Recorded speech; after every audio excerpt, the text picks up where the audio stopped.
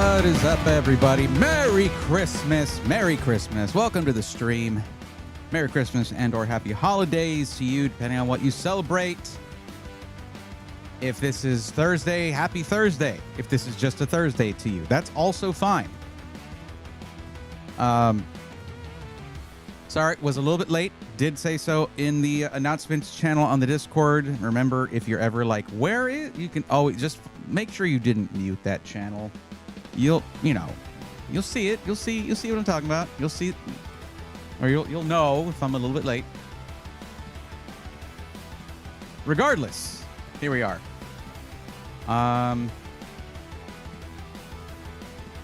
Make sure I got a couple things open here. Duplicate that. Bam. Bam. Okay. Welcome, everybody. Welcome to the stream. Did I just? Yeah. That music was still loud. Sorry. And I don't have ducking on. Now I do. Sorry. That was probably hard to understand what I said. But that's also okay. Hold on a second. Because what am I looking at? MK Loomis just subscribed at tier 1. Let's go, nerds. Thank you for that, MK Loomis. Thank you for continuing to be part of the swarm. What's up, Urkzilla? How's it going? Natty the Panda, welcome. Exiled Wolf, how you doing? Alucard, how you doing, bud? What I mean, Alucard, is people can mute notifications from specific channels in a Discord server, if I'm not mistaken. I could be mistaken. But yeah, Shanala Cerberus, welcome. Gary Laser Eyes, how you doing? Over in YouTube land, Alucard there too. Thank you for that. I appreciate it, bud. Hope you're having a good holiday. Empire of Noise, welcome. Hey, had caught you live with lots of Crimbo love. What does that mean? I don't know what that means. Sky the Cow, welcome. Shadowwind, how you doing? Angry Beaver, what's going on? Welcome. Merry Christmas to you. I got something here. So, for those who've been enjoying my Pokemon pack ripping, exploits, you'll know I am fresh out of Mega Dream EX. Ran out of that a couple streams back. It was crazy how generous. And why did that camera just turn off? Is it not working? I need to check that. It's very, very, very generous set, at least a Japanese version. When we get, I think, Ascended Heroes is what it's going to be called here. When we get the English translated ones, they might not be as generous. We'll see. I don't think that's working.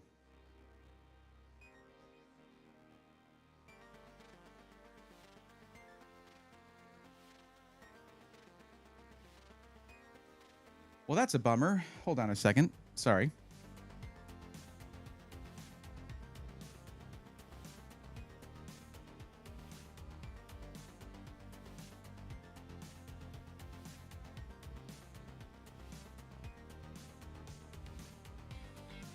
For those who are wondering what camera I use when I'm in looking at desktop mode or whenever I'm gaming or anything like that, hold on a second. I got to get it off of this battery thing, which it's unfortunate. I don't know if I'm going to be able to use this now for vlogging, or not vlogging, for live streaming at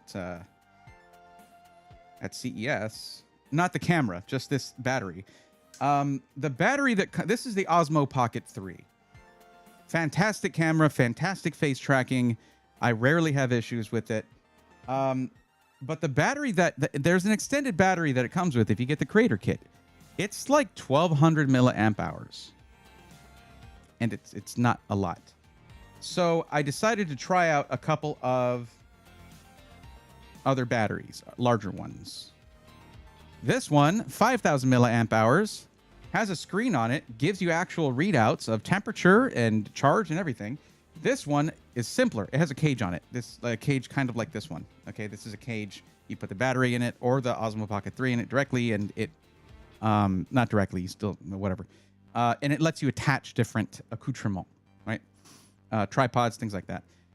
This one, I think, is 3,000 milliamp hours or 2,500. So still more than double the wimpy one that they send you. But it has to be able to communicate through the USB port if you want to use it as a webcam. Or, as I'm going to be using it for in when I'm IRL streaming at CES, it has to be able to communicate with the hub that I'm connecting to my phone. And I guess this one's not doing the trick because it's not communicating to my computer. If it can't do that, it can't communicate to my phone. This one did work. I already used this one for a previous stream. So I'm wondering if I can fit this battery into this larger cage, because this one has Arca Swiss on the bottom, which is great for connecting it to tripods. You see this sort of like,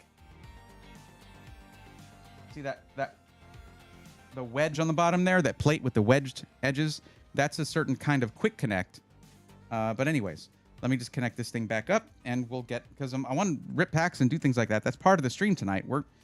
I don't know that anybody's going to want help buying a PC. It's Christmas Day, but maybe people got, I don't know, a bunch of money from their grandparents or something like that. I don't know.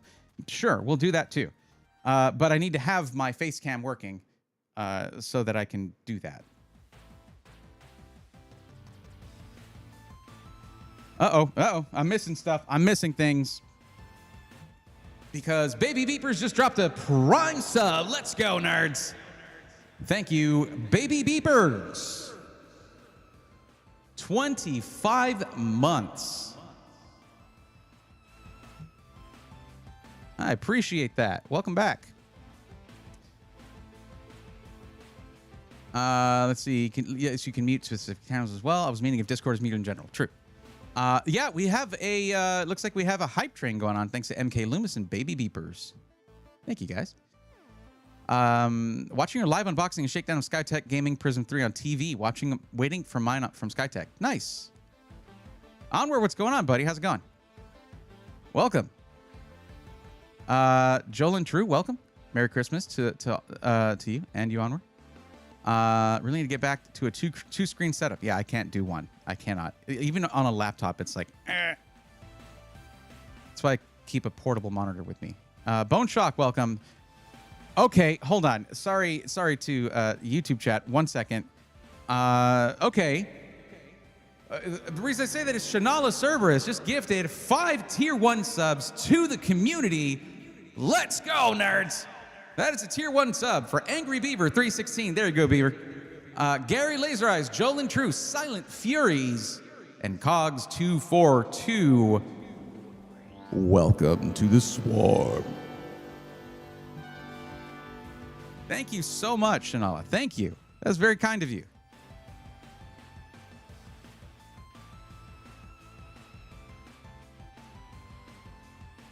That is a sick emote, by the way.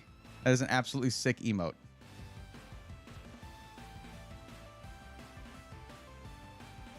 She marry on my Christmas till I...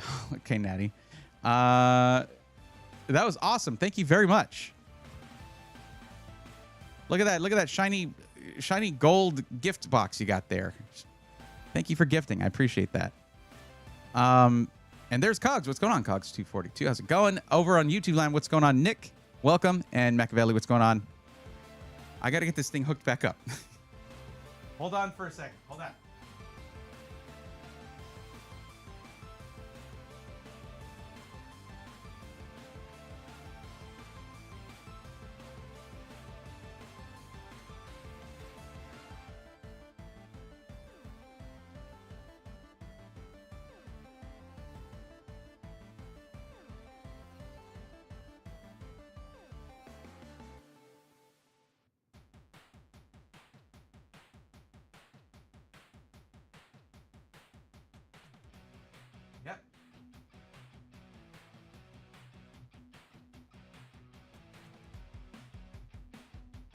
And it worked immediately. I guess I got to send this battery back. I'll test it. I'll test it with the hub, but I can't have it messing up when I'm trying to be live at the Venetian or at the LVCC. I can't have that. I am trying to, and I know that it's probably going to be the case during CES. If I'm streaming for like 6 hours or something or more, I almost said the thing. Don't say the thing. If I'm streaming for that many hours, I know that it's not going to be a ton of people that whole time. You know, some of y'all will be in and out as I'm traversing the different booths at CES. I've gotten permission from most of the places I have scheduled to visit to live stream from there. So, like, I believe Asus was fine with it, Razer fine with it, all of them. I'm going to have to ask MSI and Gigabyte on site. So those might be places I visit later in the week. But it's not just wandering around. There's some really important stuff I want to live stream. And if I don't, it's okay. I will record footage for shorts and things like that. I also have other things planned, like I have at least one sponsored video that I'm doing that's sort of easing the pain of going to, mostly paying my way to go to CES. But yeah. So anyways, I need it to work. Like this thing, if it's going to be iffy on the USB-C connection, that's not cool. Like on the data connection, not the charging. So anyways, I was talking about this. Shanala, you'll be interested in this. So Mega Dreams EX ran out of that. It was super cool. It was a really great set. So I went back to the shop, the card shop that I got that box from, because I got it at just tiny bit above market value. It was like right in market value or even lower. And it was pretty good for a Japanese set, 10 packs, all that. So they didn't have it anymore. They ran out. And I was like, it was so good. I was only supposed to get one full art card. I got 5 out of it. It was really good. It was a really good set. But they were like, I'll tell you what, we still have some Shiny Treasures EX. And that's a set that I had not thought I would get my hands on. Because it's not new. It's from like 2020, late 2024. And when cards have been around for a while like that, you know, they go up in price a lot. But this is $10 over market value of like 98, 99 bucks for 10 packs. And they say, so here's what they told me, that I should have one guaranteed in these 10 packs in here, one guaranteed SAR or Secret Art Rare, and 3 baby shinies. As in, when you say a baby for a Pokemon, think of like how you have Pichu, Pikachu, and Raichu. That Pichu is the baby. It's the first version of that Pokemon before any evolution. This is supposed to have in it 3 baby shiny Pokemon, as in they're the shiny versions. So Shining Treasures, the whole thing about it is that you get shiny versions of Pokemon, which if you've ever played the games, you know that's kind of a big deal. Less so with Legend ZA. You kind of can't help but get shinies in that one, which is not a bad thing. I'll tell you, I'm really enjoying that quite a bit. Anyways, shiny Munchlax would be amazing. That would be amazing, Shanala. Amazing. I would love that. I got an oh wow emote. Okay. Cool. Did Gamers Next's last video make anyone else hate this timeline or what? I haven't watched it yet. I was trying to sort of keep some positive vibes going. I don't know. It's really hard these days.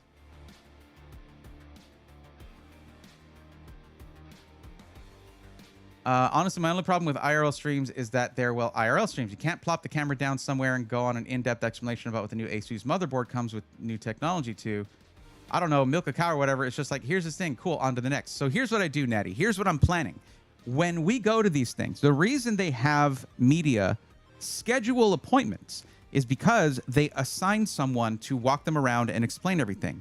If you've watched some of my previous longer form videos from CES or Computex, I will often, it's rare that it's just me sort of regurgitating stuff I just learned. I prefer to show the people who know the stuff in depth and are passionate about it. It's not the me show. You know what I mean? I'm there to show off some tech, but I don't know everything about it yet. So whenever it's like, oh, we don't have anybody who is comfortable on camera right now, there have been a few times where I've had to do it myself, and I'm fine with that. Like, I can read some stuff and then talk to the camera. And like, I had to do that with the one long form video I did at Computex because that was a sponsored video that I I was going. I was there for 4 hours filming that video. By the way, when someone sponsors a video from me, they get the full package. Okay, I'm there for a long time. And that was just part of it. I went back and got more B-roll afterwards. It was a lot. Anyways, so I like to have the people, like, you'll see conversations between me and the people at these companies. And the reason I think that's so important is it is very easy for us to just think of a company as a logo and a website and a product. But most of y'all have jobs and workplaces, and you wouldn't want people to look at you as just another piece of that machine. You're a person. Like, you have stuff to say. You have opinions. You have you might like your job a lot. You might not like your job a lot. But for the people who are at these events, usually it's people who really like what they do. But this time, there's a reason I wanted to IRL stream it, like in particular this year, other than the fact that I started building a rig to do that, using that camera. I can also use this camera, which would be heavier, but I have a camera person this time, which is amazing for IRL, going to be amazing for IRL streaming, by the way. I thought I was going solo again, but a good friend of mine was like, hey, I want to get back into this. And just, are you going to see, what are you doing next? Anyways, at this time in the industry, we absolutely need to hear from the people who are at these companies. Y'all know I hate making negative content. I don't like making negative content. There's already too much of it. There's already enough. Y'all don't need that from me. I'm not helpful if I'm just negative all the time. My rants, yeah, I rant about things, but it's not. It's maybe 10% of my streams and whatnot. 10%. 10, 15%. 15, 20% maximum. 20, 25%, no more than that. I'm gonna stop there because as the more I think about it. Anyways, we want some positivity, but we also need to hear from the people at the companies. They're gonna know more than I do. I'm not gonna pretend I know everything. I don't have as many connections as Steve Burke does. But at the same time, I feel for Gamers Nexus in a way because they are locked into the negativity thing. Go look at the playlist of their pre-built reviews. The negative ones get more views. You better believe they're tracking that. They're keeping track of that. Anyways, real quick thing about this. So yeah, that's why I want to live stream it.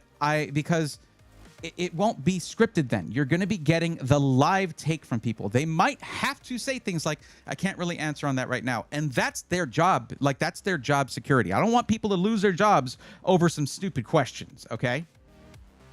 But we're going to ask the hard questions live on stream. And I know these people. They know me.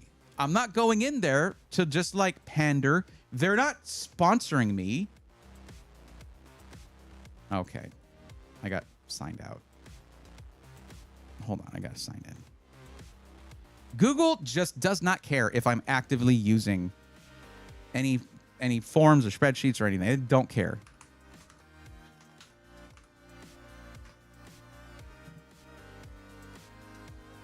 There we go.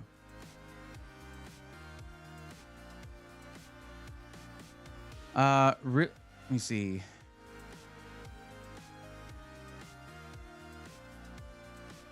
I watched the last few of them, saddening at times. It is. Really is depressing. Seems really stupid to be this hell-bent on AI and the data centers are purpose-built cancer. It's crazy to me that I'm living through this. Fun part is there's not enough power to even run them. They're hoarding the stuff for no reason at this point. I mean, sure there is. It's just everyone's power bills are going to go up, and we're going to be running our electricity, our power sources into the ground. Observer of Thoughts, welcome in. A-Rod Bay Area, welcome in. Troy Stillwell, glad to see you. And Merry Christmas to everyone who's joined. Yeah.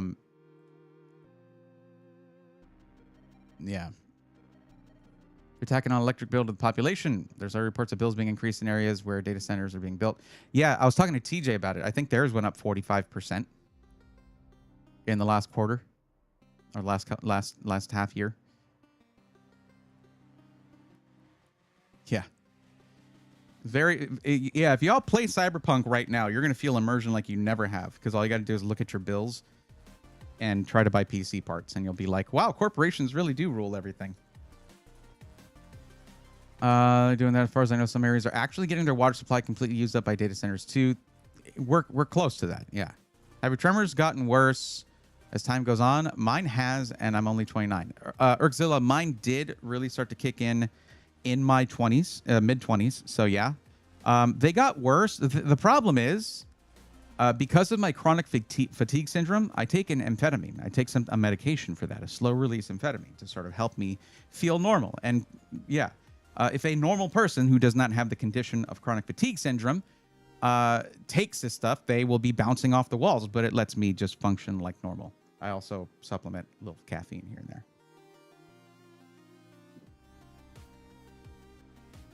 You know, I didn't like the zero sugar ultra peachy keen at first. It's kind of growing on me.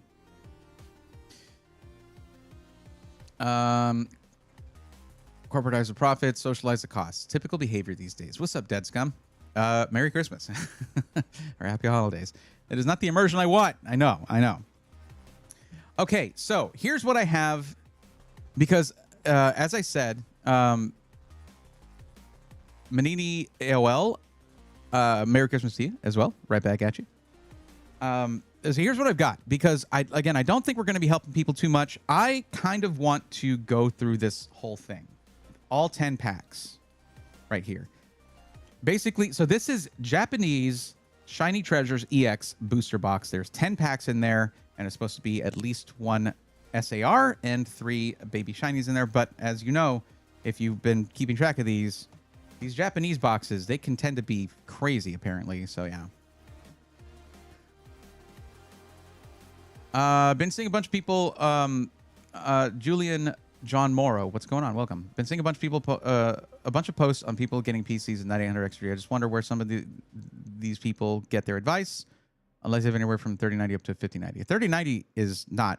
It's not what it used to be. So unless you need VRAM, to me, you could spend more money on other parts over getting the X3D chip. I've gone over that a few times.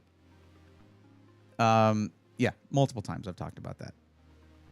Unless you're and if you're gaming above 1080p and it's not a specific title that still benefits from a faster CPU at higher resolution, and those are a small percentage of games overall, still benefit at higher resolution.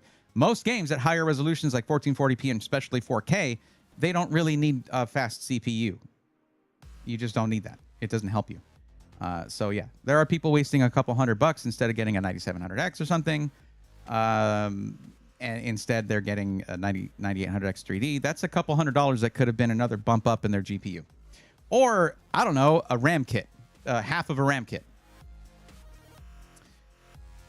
Chris Radams, Merry Christmas to you too. Zachary Willis, Happy Holidays to you as well. DF Starfield, Merry Chrysler. Merry Crisis. I hope you're doing well, buddy. Braxton, how you doing? Merry Christmas to you as well. Happy to see you. Welcome. We are just doing a humble little stream here. I am sorry I had to miss on Tuesday. There's a reason I'm streaming tonight. It's because we did our Christmas dinner on Tuesday. Ari works a government job and is working tonight and tomorrow night and was working last night. So yeah, 2 to midnight. So that's rough. But we had a nice family Christmas dinner on the 23rd. It was really, really nice. But it meant I could not stream that night. And instead, we're streaming tonight. If it were not the case, I would be celebrating tonight or chilling with family. And this means I get to stream on Christmas. So that's kind of cool. I will also apparently be streaming on New Year's Eve. Well, hold on. Let me see, actually. I have to look at the calendar for this. Well, that's a Wednesday. I basically... Ari's going to work New Year's Eve, New Year's Day as well. She's fine with it, honestly, because we just celebrate on other days. It's okay. We also don't go out on New Year's Eve. I'm over the go out, get drunk on New Year's Eve and be around a bunch of people. I save that. I save my battery for that for when I go to events and stuff.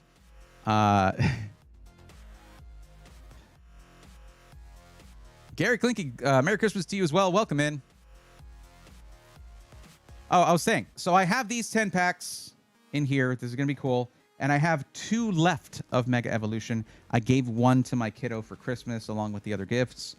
And yeah, we opened that together. It was pretty fun. Ergzilla, absolutely. Thank you. Belated Merry Christmas to you. Is the 9700 XT good for 4K in COD and Halo? 9700 XT is better in 1440p. I don't know specifically how it performs in 4K in COD and Halo. That's something you can probably look up. You will find YouTube videos of people just playing those games and benchmarking it. Instead of asking someone to just remember off the top of their head, I would recommend doing that just in another tab. Don't close out of the stream. Stay here. But the 9070 XT has pleasantly surprised a lot of people. So, you know, no shade to that. It's just that it wasn't designed to compete with the 5090 or even the 5080, though it can get somewhat close in specific games. Particularly in raster only, if you're not talking about DLSS. Although FSR4 very good. I'm not no shade to that. FSR4 very good. It is very good. But yeah, I'm starting to bring out the caveman talk. My wife pulled a 12-hour today and is working tomorrow as well. We celebrated yesterday. You know exactly how it is then. Yeah. Getting boozed up is overrated anyways. 100%. I got to tell you, when I went and hung out with when I went to Austin a couple weeks ago, they were very used to going out to dinner and grabbing a couple drinks and things like that. And it was one of those situations where I felt a little weird for not being tempted at all to drink any alcohol. I was, you know, driving, so I didn't want to in general, but also I'm just not like, oh, you know what, right now a beer would sound. No, never. Now and then, sure, I could go for a nice Belgian white, something like that. I used to be very into dark beers. I'm not really anymore.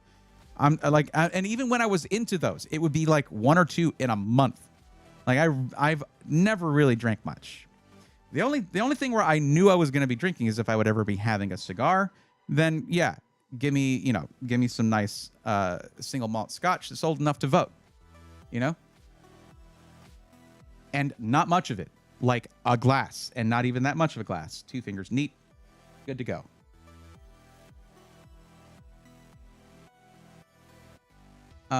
You got it, Urxidal, no problem. Did you see the video from Meat Canyon about Pokemon scalpers? I think you would get some chuckles from that one. I don't watch Meat Canyon, which is why I said the name the way I did. Why use many word when few word do trick? Indubitably. See, that was one word, and it was like a whole sentence in terms of meaning. So, I know I should do these first. I know I should do the 2 Mega Evolutions packs first, but I'm like, I really want to rip into this. It's been sitting there for like 3 days with me not touching it. I'm like, but this is a little Christmas gift to myself to do this.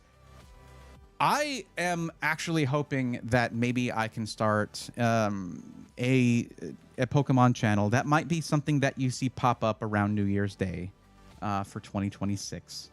The thing is, I don't have any content for that. So what the heck? I should probably have planned that out a couple of weeks ago. Maybe reached out to Onwar about that. Like, I don't know. I don't know what I would even do there. I want to do Nuzlocke. So it would be gaming. It wouldn't just be cards. It wouldn't just be cards. No. But what I think it would focus on probably is like short form content in the Pokemon space. So it could be just, you know, opening a couple packs. There's a reason that when I am streaming it, every time I'm going to open a pack, I say what I'm opening. I sort of go slowly, and I make sure I have a good shot of it because we can go back to those VODs and like make content out of that. Make shorts out of that. I don't know. Just add some effects, sound effects, things like that.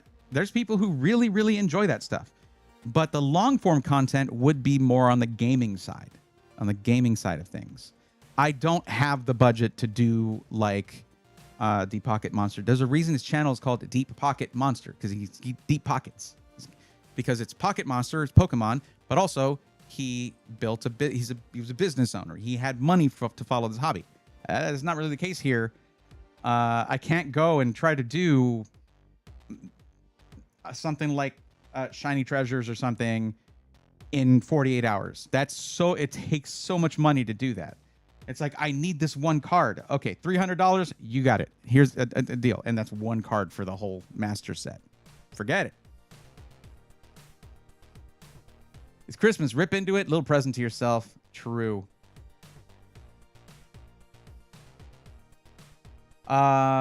Julian says, I got one of those retro Game Boys today that has all of the emulators on it. Yeah, those are really fun for travel.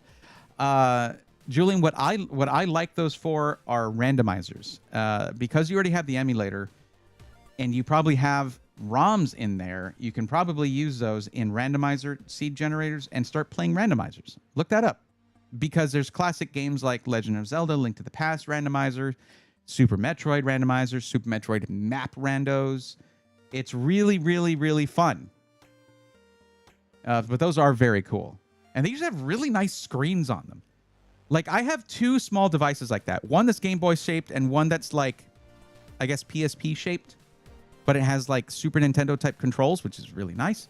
And they both have OLED screens that are gorgeous and they're cheap. It's crazy.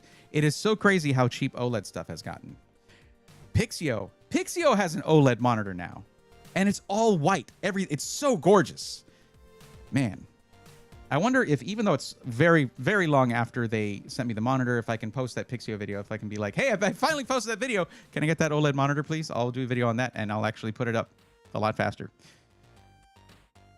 Ice makes a sparkling drink with pineapple. Ice makes a sparkling drink with pineapple and coconut that tastes like virgin pina colada. I do the zero sugar one. Very tasty. Ice does? What company is it's not all three. It's not the acronym, guys. It's not them. It's, I guess, a brand. TJ Sparks, Merry Christmas to you. Welcome in. Okay, so I will let you guys decide. You know what? Let's make this Alucard, if you got a second, can you make a quick poll on the Twitch side of things and just put Mega Evolution or Shiny Treasures? Or you know what? I'll do it. I got the names right here. I'll just do it real quick.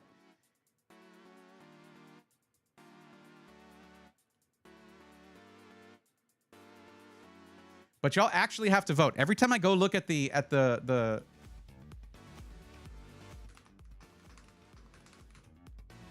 every time I go look at an old poll, because whenever I open a new one, it's like, want to view the results of the last one? It's like 2 people voted.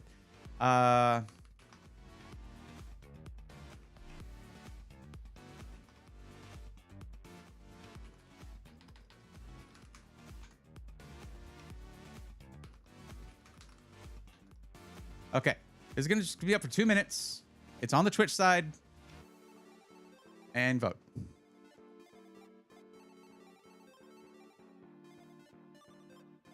Okay. I don't know how to... Okay. Is it Mega Evolución? Or Tesoros Brillantes? Is that correct, Natty? Did I do that right? I'm pretty sure I got the Mega Evolution translation wrong. I mean, I'm pretty sure I got that word wrong. Okay, Chris Adams on YouTube says that's 1 vote for Treasures. Yo, Bray, what's up, Alucard? I was contemplating something a bit ridiculous for possibly my work, as one of the lead developers of my company is thinking of an AI-specific machine. I might make one with possibly dual 3090s. Just curious what CPU would make sense for it. Thinking the 28K or 285K, and what PSU would work for something like that. So here's the thing, Alucard. If you want to have a motherboard that, if you want to really fully utilize two GPUs,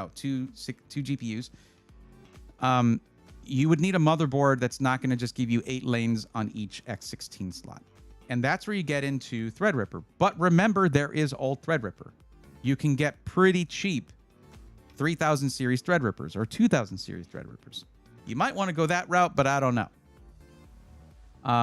Because then you could put 3 3090s if you want. That was surprisingly close, yeah. well, me hablas español. But I got to get my mind in the mode. And it's been so many years since I had to consistently speak Spanish that I'm just not good at it anymore. And it's close, so.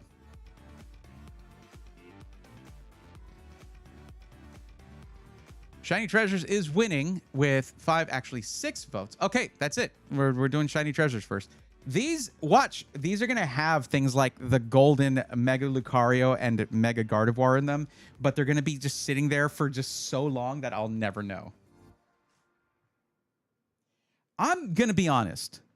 To this point, I mean, I haven't, relative to Pokemon content creators, Pokemon TCG content creators, I've barely really ripped that many packs, right?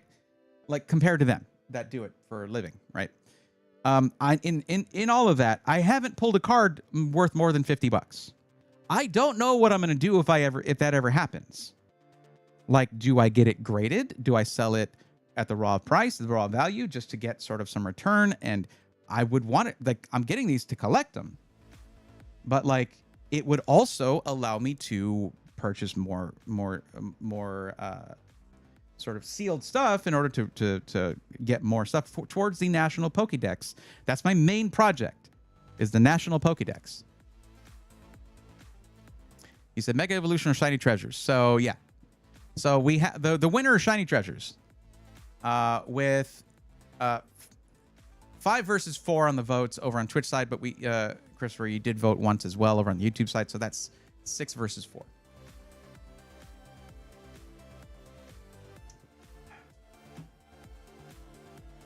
All right, we'll get to that in a second. Where's my knife? Let's get the fun one. One of the fun ones.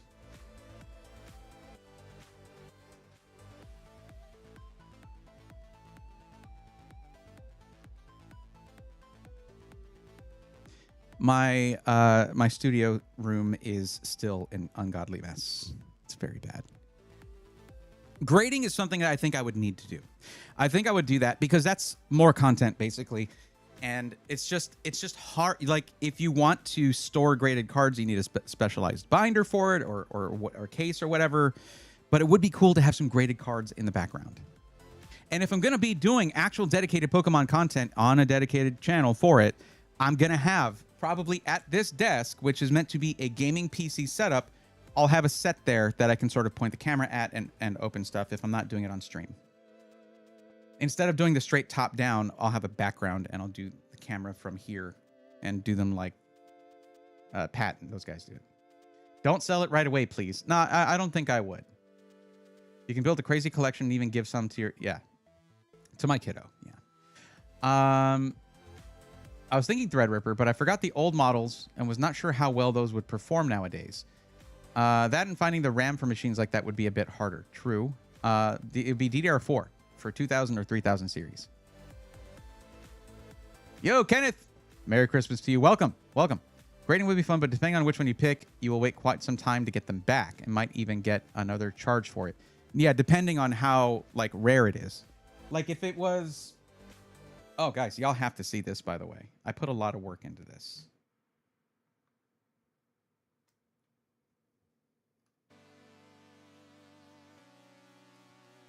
I feel like I need to figure out a better thing to do with my keyboard here when I need this space. I could just place it to the side here.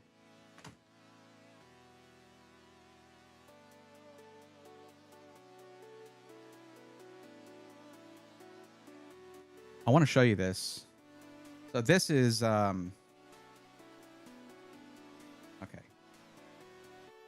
I'm like having to turn a little to the side. This is not an optimal placement for the camera here, to be honest.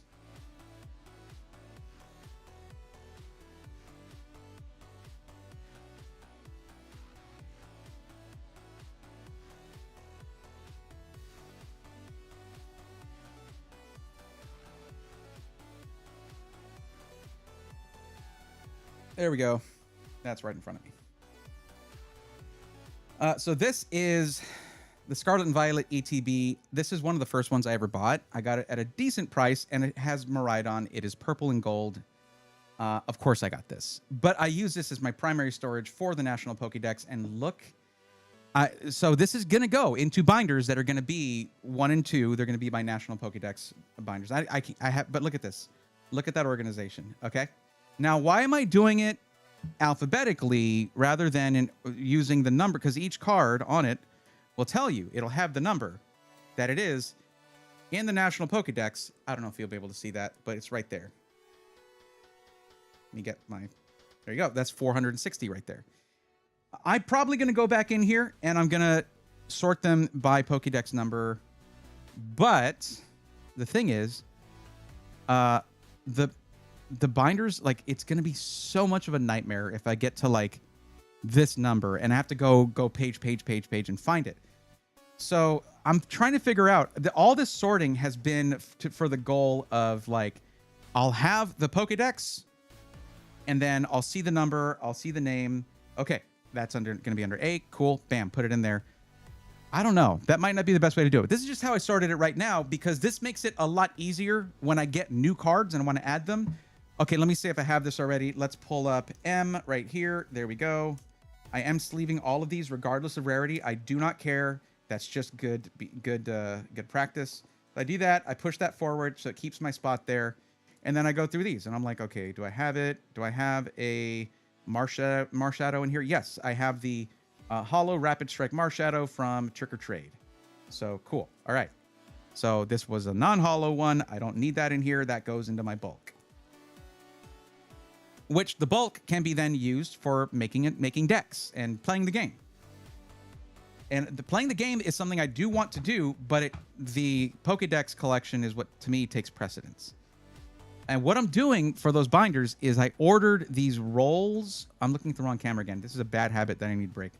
I ordered a roll of just four-digit numbers, starting from 0001 all the way up to 2000. I don't need all of them, but what I'm going to do is I also got a sort of guillotine paper cutter thing. I'm going to be cutting all of those, and I'm going to go into the binder and just put them 0001. Put it into that one slot right there. 2, 3, 4, and it's just gonna. So basically, once I see a number, I can just go in. Okay, that's here. Here, I'll have tabs like this that'll say like this number to this number for the pages or sections, and then I can just really quickly start sorting everything. I'm not naturally organized. I have to force it. This is dedication to the cause.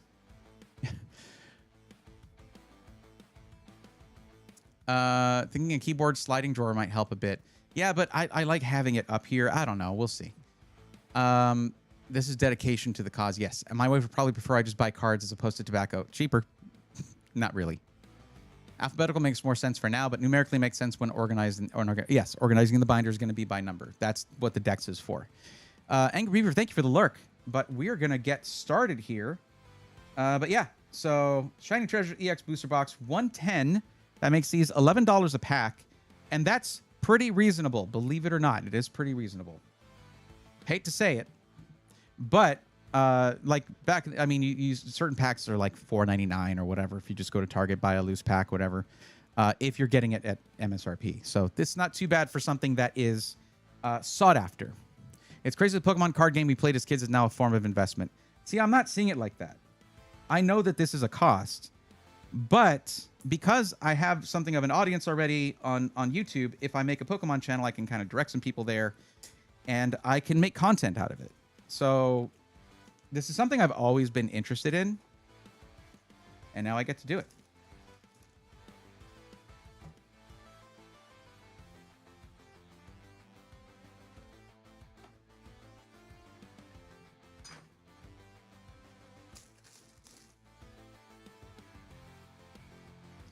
And there it is. Okay.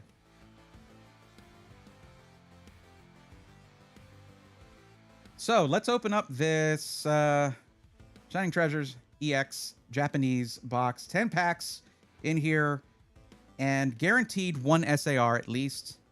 And 3 baby shinies. Let's see what we get. There it is. Open. That's it.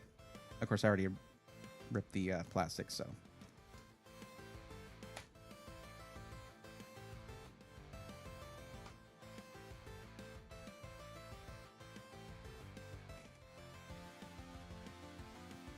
There you go. That's how you would see it at the store.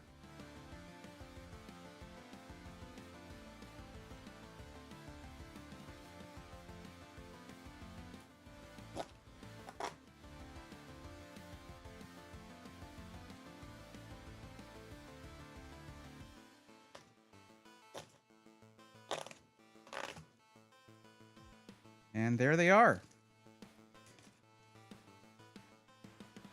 Just a quick count here.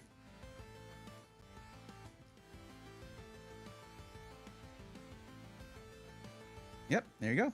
10 packs.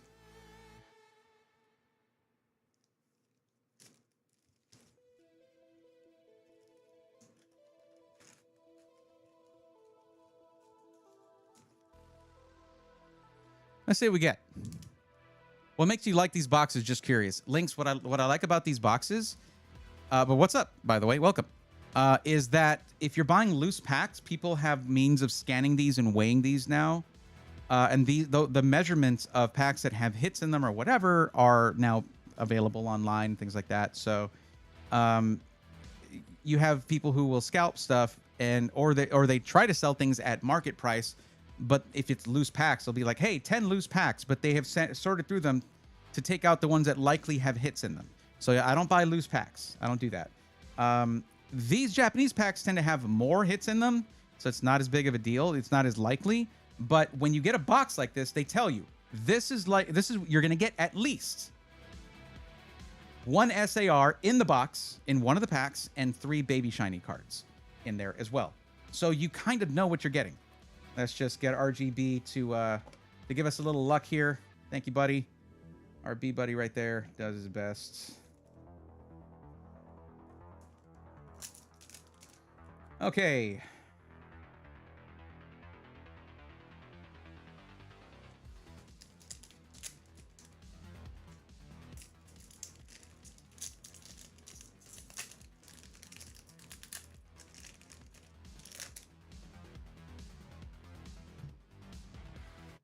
I guess. Oh, did not mean to put that effect on. Okay, I guess it's probably easier to make content out of this later if I don't have music playing. Probably a good idea. Now, I don't know the pack trick for this, so I default to moving one card. Is that focused? Yeah, that looks focused to me. Okay. And it's an eaten apple. That just looks like great value right there. Okay. I'm not sure what the actual name of that is, but okay. I do like getting items in Japanese because that's something that you can actually use in a deck. I don't know if this is a good one for a deck, but then you have the Japanese version. Everyone knows what it does anyway. Okay. So is that Relor or is it a different? I forget what it's called, but okay. A Shinx. Glimmet, I believe, right? Ooh, hold on. That seems kind of early. Vileplume? This is not in focus. That's a nice hollow Vileplume. Okay. That's hold on. We still have a bunch of cards to go, but that's Vileplume right there. We get an awesome Entei hollow right there. And C dot. This is hold on. This is in front of one of the what are they called? Beads of Ruin in Paldea, which is where you go to fight a legendary Pokemon. One of the treasures of Ruin, rather. That hollow is sick. Look at that. Oh, it's awesome. And it looks like we get Meowscarada EX. Oh man, that is awesome. There's still 3 cards to go. Okay, so we have, I guess, a multi-energy thing. And, okay, so it's 3 cards for the pack trick. A Pelipper. Okay. 3 cards for the pack trick. I was like, what, is this some kind of half god pack? Semi-god pack? Look at that. 4 hollow cards. So for a lot of these, we're probably going to get an EX in every card. And this card, the Meowscarada EX, is absolutely sick. I like Meowscarada. Sprigatito is a fantastic starter. And Meowscarada with what is it called? Flower Trick. Flower Trick is such a goated move that just always crits. It's a special move just from Meowscarada, which is the final evolution of Sprigatito, the starter from Scarlet and Violet, and it's a fantastic move. But man, this thing seems insanely cool. That is just awesome, because these are typical hollows. This is not. This has some kind of finish on it, and I don't know what that means. That is very cool. I might have to. I already have a hollow Entei. I might have to replace it with this one, because I really like the art on that Entei. And this Vileplume, is it like an old school kind of art? This might be something you'd see from like Gen 1, Gen 2. So I really like that. And the artist for this is Sekio. So in a graded at the leftovers card, if graded PSA 10 is worth 45 bucks. Oh, this is leftovers. Leftovers is one of the best items for campaign, like for the story, for certain situations. It's a very, very good item. So this is leftovers. It's worth 45 bucks if it's a PSA 10. That's cool. I mean, I wouldn't grade this, I think, because it's not hollow or anything. There's probably a hollow version of this. This is a typical common, not a hollow version of that. So that might be what you're looking at, is a hollow leftovers. They do make holographic, hollow foil item cards. So that's not what this is. Okay, that was a great start. Oh yeah, the art on that Vileplume looks so old school. Cool. Yes, that's exactly what I said. Yeah, it's very, very cool.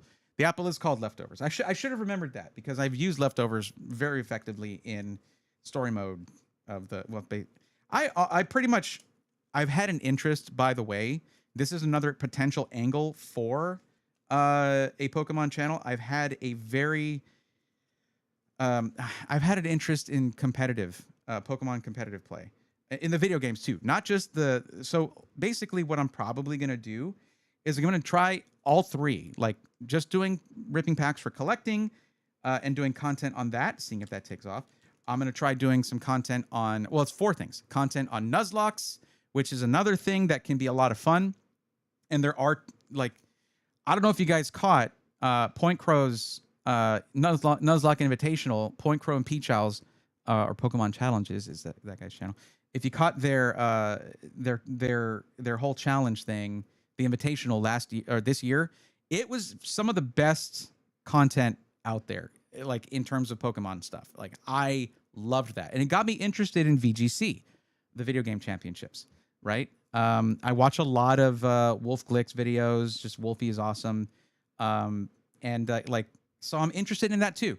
And then the TCG, like playing the card game. That would be another angle to take. And basically, this is what you do when you're starting something new in terms of content. You don't just like say, this is what I'm doing. If people aren't interested, oh well. No, like, see what people are interested in. Because if it really takes off, you could do something you really enjoy doing, but for a living. Like, that's like the goal, right? So I don't believe I have a Glimmet. I don't think I have a Shinx. I'm trying to remember what this guy's name is, but hey. Yo, Dodger Dog, thank you for the Merry Christmas. Merry Christmas right back at you. Welcome to the stream. Lynx, what's going on? What's up? Sorry, just asking without saying. Oh, what makes you like these boxes? Just curious. That's all good, Lynx. You're good. I was wondering, I don't know much about the packs, etc. There's so many different boxes, it's wild. Yeah, I don't want anybody tampering with or cherry picking the stuff I'm spending so much money on, right? Which it's not as much as it used to be, but it's not cheap either, right? Which is why, I don't know, I hope 1 or 2 card shops pick up on the content and say, hey, we'd like to send you some stuff. Give us a shout out, like was being mentioned on stream last time on Sunday by Anton. Who was just at a card shop being like, hey, if this shop sends you stuff, would you shout them out? Yes. 100%. The thing is, it kind of has to, it's a little different because I'm going to go back to regular camera here. You ever watch Coop and the Bearded Guy? Yeah, I watch some of their content. Yes. It's great stuff. It's difficult for a not online business, but you have to understand a lot of these card shops are now online businesses as well because they'll be on tcgplayer.com and they'll have their whole inventory listed there. So I should probably hit record when I do those. That might make things easier.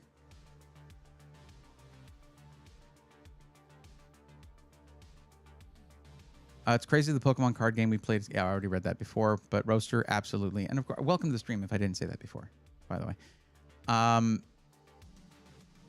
Yeah, so this was a card shop that's in Sacramento that I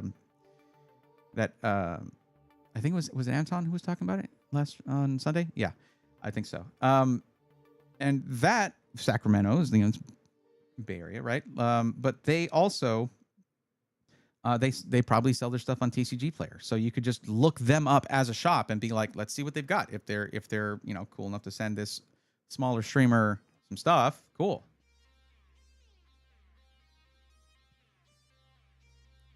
Rurutu, to you as well. Is it the eve of Boxing Day right now? I don't know Boxing Day dates and stuff, but sure, yeah, right back at you. I think it is great. I think I've just been trying to figure out why people choose the boxes they choose. I don't understand what all the different boxes are for, lol. I just thought Pokemon was Pokemon. It depends on what comes with it, and on certain boxes, they will guarantee you certain things. In fact, hold on, let me see here. Where am I going to... I'll be putting these in here.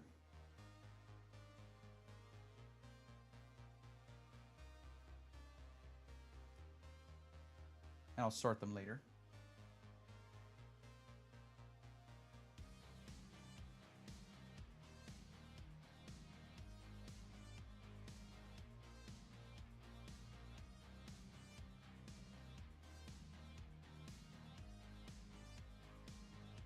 Okay. So if you think about something like this, it looks bigger when you get it's taller when you buy this because they have like a spacer in there. It just makes it look like it's worth more than it is. But this is an elite trainer box with an ETB, as they call it. You get generally 8 or 9 packs, which is almost as much as what's in here, by the way. It's 1 pack less than this. And you get things like you get dice, you get certain coins. Like this wasn't from, where is it? This wasn't from an ETB. This was from an ultra premium box. The Mega Charizard X EX one. This is a metal coin, but you usually get like plastic coins. You get the dice that are specific to they're 6-sided die, but they're for damage counters. And for rolling things. Other than that, there's a dice with pips instead that doesn't have the 2-digit numbers on it. You get usually a couple of promo cards. So just to show you, so this is the metal.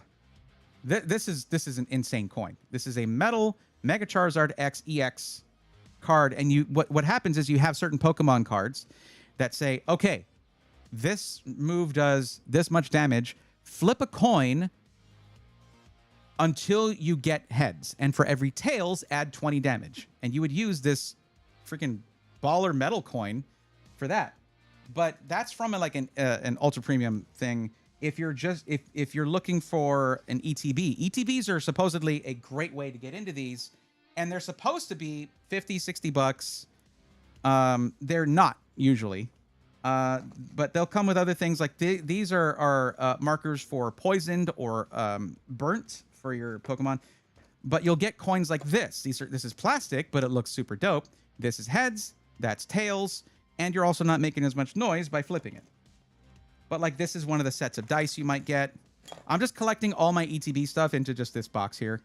Along with, you get sleeves as well for sleeving up your cards, but these aren't really recommended for use because they're too tight on the cards. They're meant to kind of be on it forever, and you're playing with it. Like you're using, you're actually putting it in a deck and playing the TCG. These are cool. They're very nice. And the ones that I got for the Scarlet and Violet ETB are purple and gold. So like, hell yeah. Also, I really like Miraidon. But really, it just gives you some of the things to get started in the TCG. get you started playing. But the other thing I mentioned promo cards. And yeah, you can get promo cards in them. Like I got in the Mega Lucario EX set there, I got, where are you? Riolu. I got this full art Riolu card. It's not like worth a bunch or anything. It's not worth much at all, actually, but it is an awesome looking card and you can use it in play. Let me see what's if you now some things like ultra premium boxes, you'll get like 16 packs in it. This was the thing that GameStop was getting so much flack for charging $150 for when it's supposed to be about $100 or $110, right? That's this. Well, it's in my background. It's over there. But that one came with this promo card. Hello. Hi. Mega Charizard X EX. It's one of my best cards, and it's just a Black Star promo card, as in it comes with a certain box. Of course, y'all know by now that when I was finishing up Mega Dreams EX, I pulled the Japanese version. So now I have both. And I don't care how many times y'all could roll your eyes as much as you want. It was one of my coolest moments yet. The fact that I now have the Japanese version and the English version of the same card. And I feel like the Japanese version looks better too, by the way. Like the holo on it is a little better. But these are my two most valuable cards if I'm looking at value. I don't go into this being like, I want to make money because it's gambling. That makes it gambling. I'm collecting. That means I'm sure to lose money, okay? But collectors collect things, and things cost money. You can't look at Pokemon and say, but that's expensive. Like, collecting anything can be expensive. I'm sure y'all know this.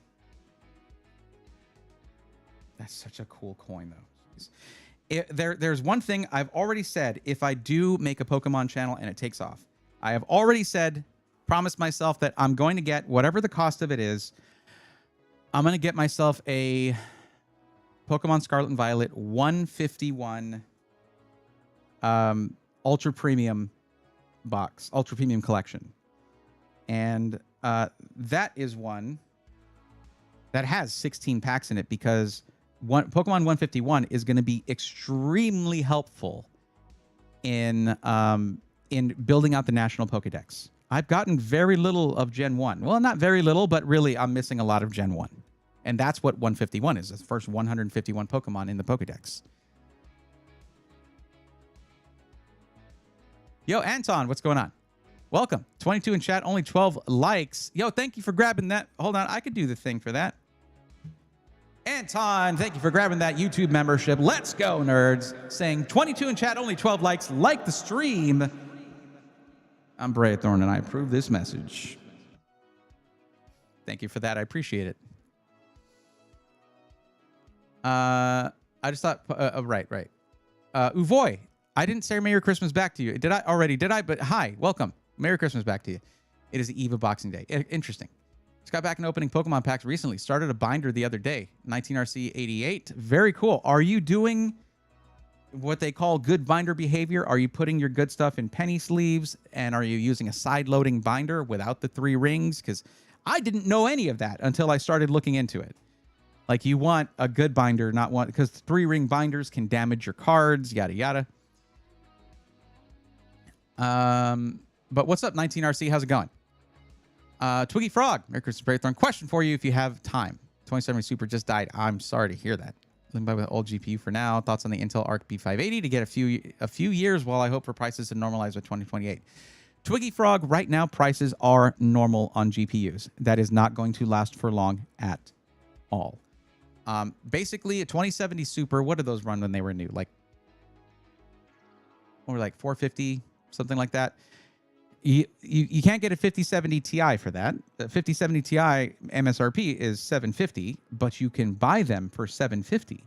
You can find them for the MSRP. They're not $900 or $1,000 like they were in first half of 2025. You can get a 5080 for $999. You can get a 5070 for its MSRP. Yada, yada, yada. 5070 is probably going to be the best bet for you, by the way. I could even look real quick, see what a 5070 runs. So if we look products, like right now, you're in the calm before the storm. NVIDIA has already announced that they're going to be cutting GPU production. I don't know if they announced it or if it was leaked, but they're going to be cutting GPU production by 40% in 2026. Let's see, 5070 Ti. That's not the right one. Okay, so let's go to 5070. Hold on. I got to get I moved my keyboard. This is why it's a problem.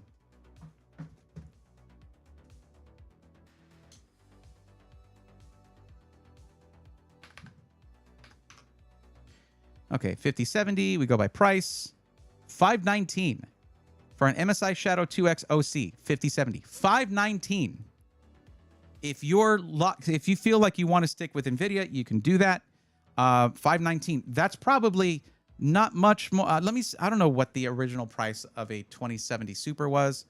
2070 Super original MSRP was $499.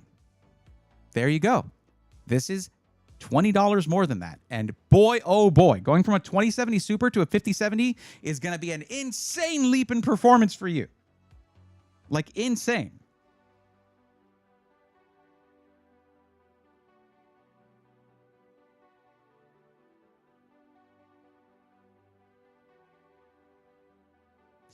Now, I know you're talking about budget cards, and I understand that. You might also look at a 16 gig 5060 Ti. I can look that up for you real quick. Okay.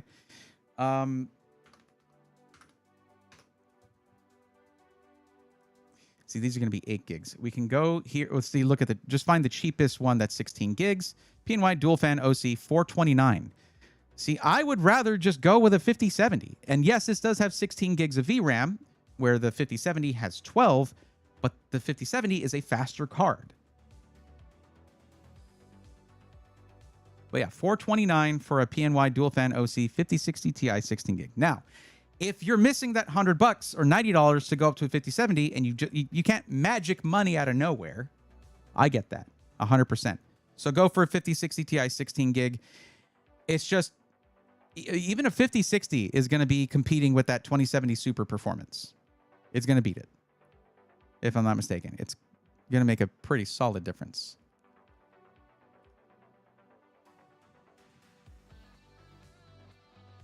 They wanted to run a question value as well. I have Intel i5 12600K CPU with RTX 3080. Okay.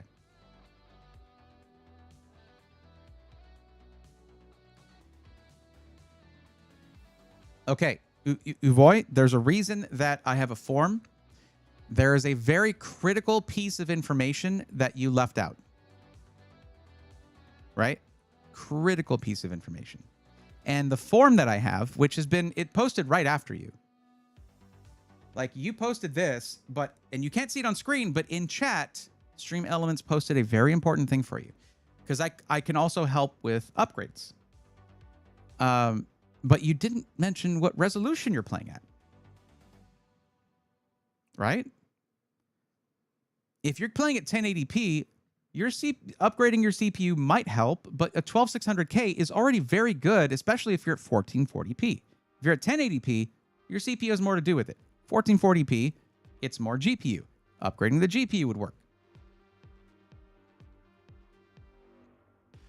But if you fill out the form, it'll force you to give me all the information I need, and it'll also tell you, hey, if you want me to help you with an upgrade, you need a full list of all your parts. It just makes giving out free help a lot easier for me. I should honestly link to PC Part Picker in the form.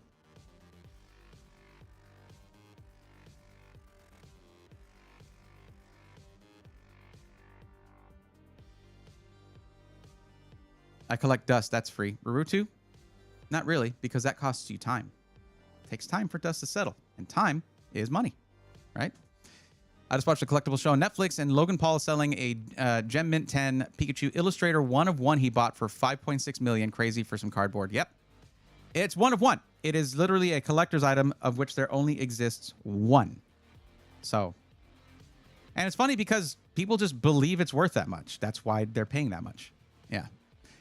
Why are they cutting it that much? Sheesh. Dodger Dog, they can't get VRAM, supposedly. They would rather put it towards their, like, if you're putting 32 gigs of VRAM in a GPU and selling it for $2,000, or you can put 96 gigs in a GPU and sell that for $10,000 or more if shortages become more of a thing.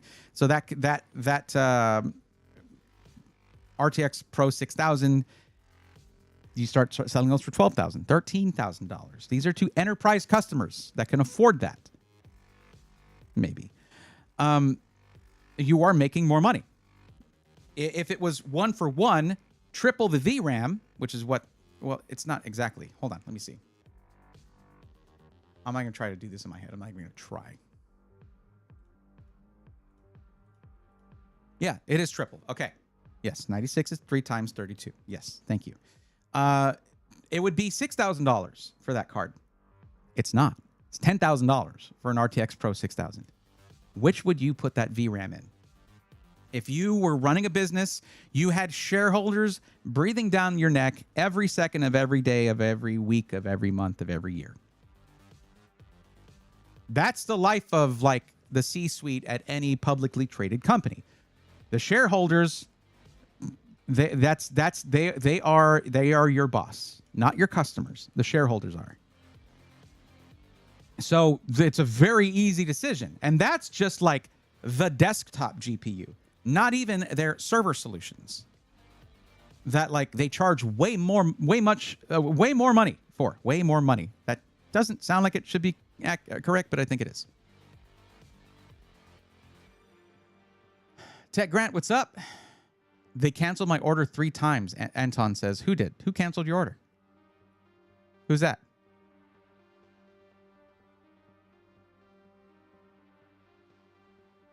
Oh, sorry. Yeah, I'm at 1080p. Well, I'll tell you, the 12600K is already good for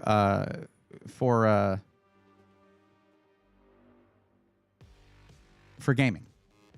Your RAM shouldn't be at 4800 megahertz mega transfers per second. It should have an XMP or it should have an XMP setting. Make sure, just look up a quick video on how to set up how to activate XMP, and it's going to be like a 5 or 10 minute video. Okay, and make sure you have XMP running. That can help. But also, try lowering your graphics settings. Seriously, that can be the cheapest way because it costs $0 to get more FPS. In competitive first-person shooters, actual, like, real people who compete, esports athletes who compete in first-person shooters, they're not running any high graphic settings except for draw distance. That's it. Like, why would you add grass? It's just going to hide your targets. But you want that draw distance as far as possible so that you can see people from far away, right? They pop in faster. Anyways, earlier, I should say. Best Buy, RTX 5060 Ti 16 gig PNY, not real?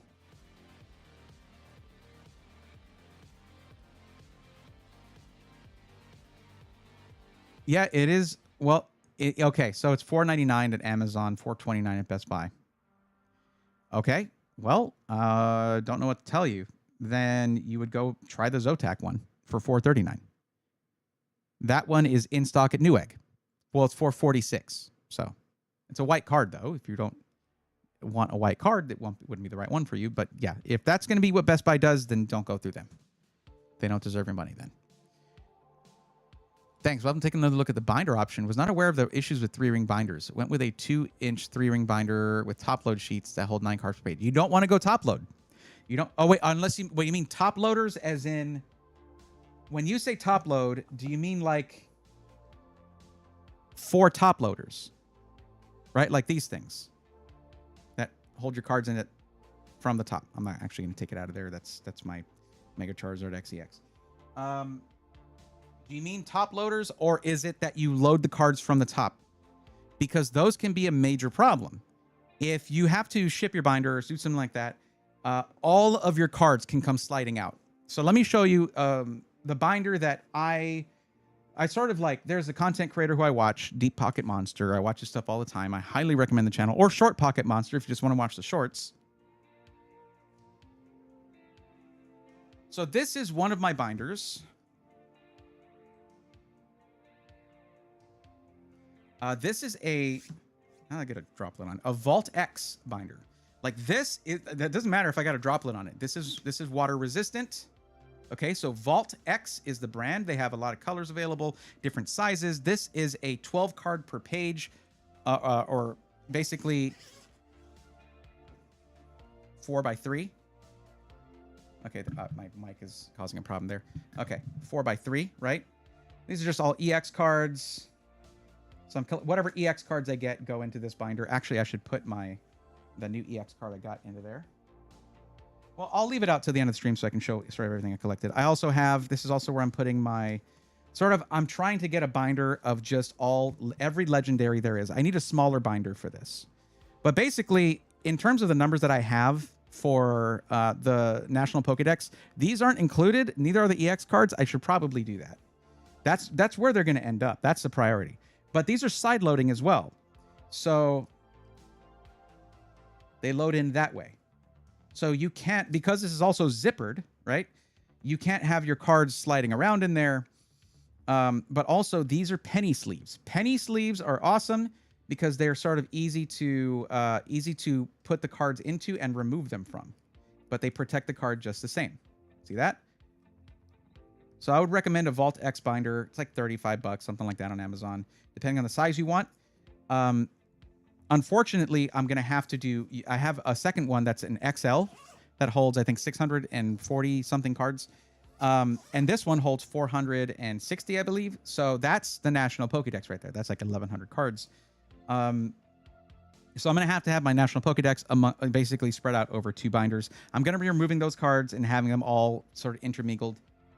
And any extra legendary cards I get that don't need to be in the National Dex, I'm going to start a just legendary collection. That's it. I just want to have that. Just want to have one binder that's just every legendary and mythical Pokemon. But yeah, that is good. That's a good binder setup right there. That's going to protect your cards. Whether you're traveling, you toss it in a backpack, no worries about the pages ripping out because you can't just remove them. I will say it makes it a little harder to like rearrange. If you're trying to rearrange your pages, you can't just do that. You have to remove every card, but that's what the penny sleeves are for. And penny sleeves are like $7 for 600 of them. They're penny sleeves for a reason. Sonic, what's up? Merry Christmas. How you doing? WX fan, Merry Christmas to you. How are you, buddy? Can attest I got somewhat close to getting into professional esports in the CSGO days, and yeah, you want as high FPS as you can. Graphics do not matter. Yep.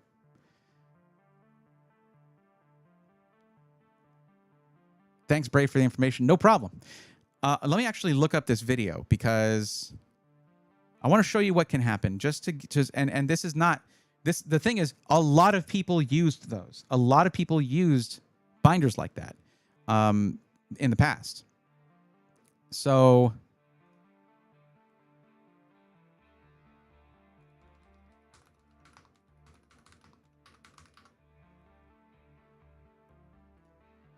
which one was it?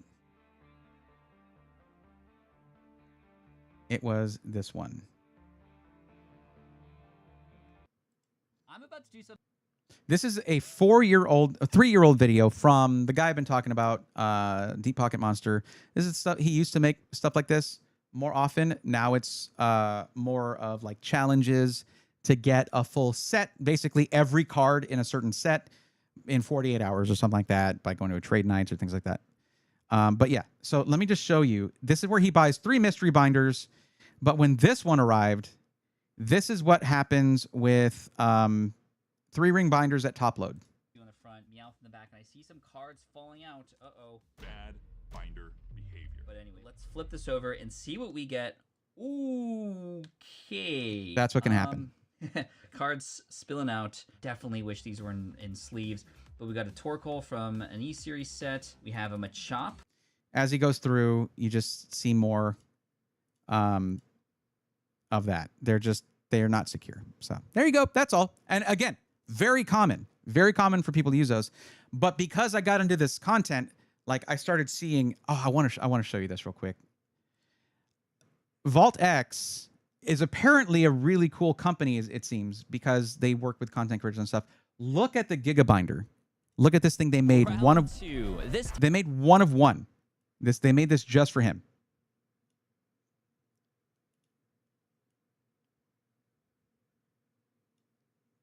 That would make so much more sense. Alakazam.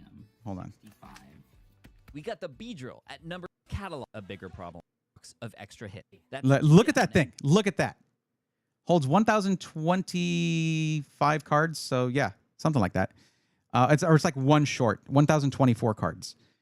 But yeah, this is basically the binder I just showed you, but Gigabinder. It's crazy. They even made him like a harness to carry it around like a backpack. It's insane.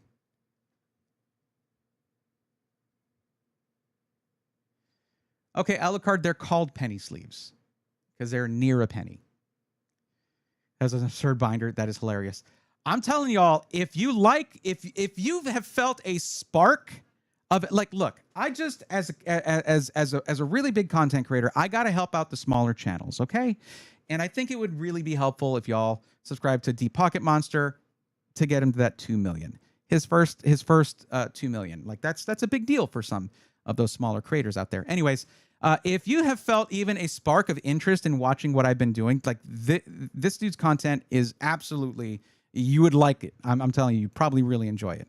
It's also safe to watch with your kids and stuff because he keeps it family friendly. It's funny stuff, but it is funny and enjoyable to watch. It's just, yeah. So I would recommend it. It's called Deep Pocket Monster. And if I click here, I can just there we go. So I just suggest y'all check it out. So you can kind of see where I'm getting a lot of my input. But I also watch Purple Cliff as well, who does a lot of. He's more on the side of like playing TCG, but he does a lot of pack ripping and stuff like that too. And Purple Cliff is great too. We saw a round 2 thumbnail with him somewhere here. Like I said, that's Purple Cliff right there. So Purple Cliff TCG is another one, another good channel for this kind of stuff. So, anyways, let's see if anyone has filled out the form. By the way.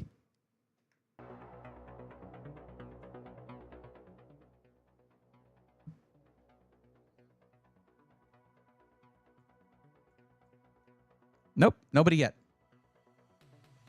Wow, thanks again. No problem. I'm good. Thanks. How are you? I'm doing okay. I'm doing all right. You know, holiday stuff. Holidays are busy, but you know, yeah. But good. I hope you're doing well. How much would you estimate you spent on Pokemon? Do you only buy packs or do you buy cards that you want to? Dodger, I'm not buying any singles. I want to if I get anything really cool, I want to share that experience of pulling that with you guys. I want that to happen here. Now, if I ever do something like Pat does, who is that Deep Pocket Monster, if I ever do something like, I'm traveling over here to do this expo. Let me go a few days early and do a challenge or something. Then, you know, I would have to probably buy some singles or trade for them or something. But we're talking about this is in year. If I do this for a while, it would take years to get enough of a collection to have something like a good trade binder and things like that. I'm not anywhere near. It's fun to watch. I don't know if I could handle the stress of trying to do that. Because I got chronic fatigue syndrome, man. That dude runs around for like 20 hours each day if he's doing a 48-hour thing. He barely, he's just like all over the place. Tanmay, welcome, and Merry Christmas to you. Kangtoons, what's up? Hey, man, we allowed to ask questions on particular concerns of setting adjustments on PC? Kangtoons, I will say that there's probably way too many variables for me to give you a solid answer. Just ask the question. If I can't answer it, or if I think it's a Google question, I'll let you know that that's a Google question and not asking a random dude who's live. DJ, what's up? Merry Christmas, right back at you. Hope you're doing well.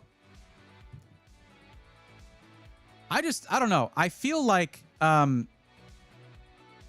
when I watch certain content creators who do this, I like to watch the ones who sort of bring a lot of positivity to it, share with other, basically they see someone who's just getting into it, they like want to help them get started, stuff like that.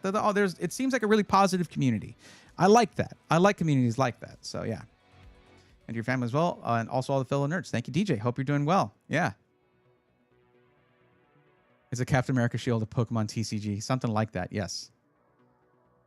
I've watched Deep Pocket Monsters before, and I don't even own one Pokemon. Lol. I do want one of those Fedora Pikachu cards, though. Are you talking about the Van Gogh?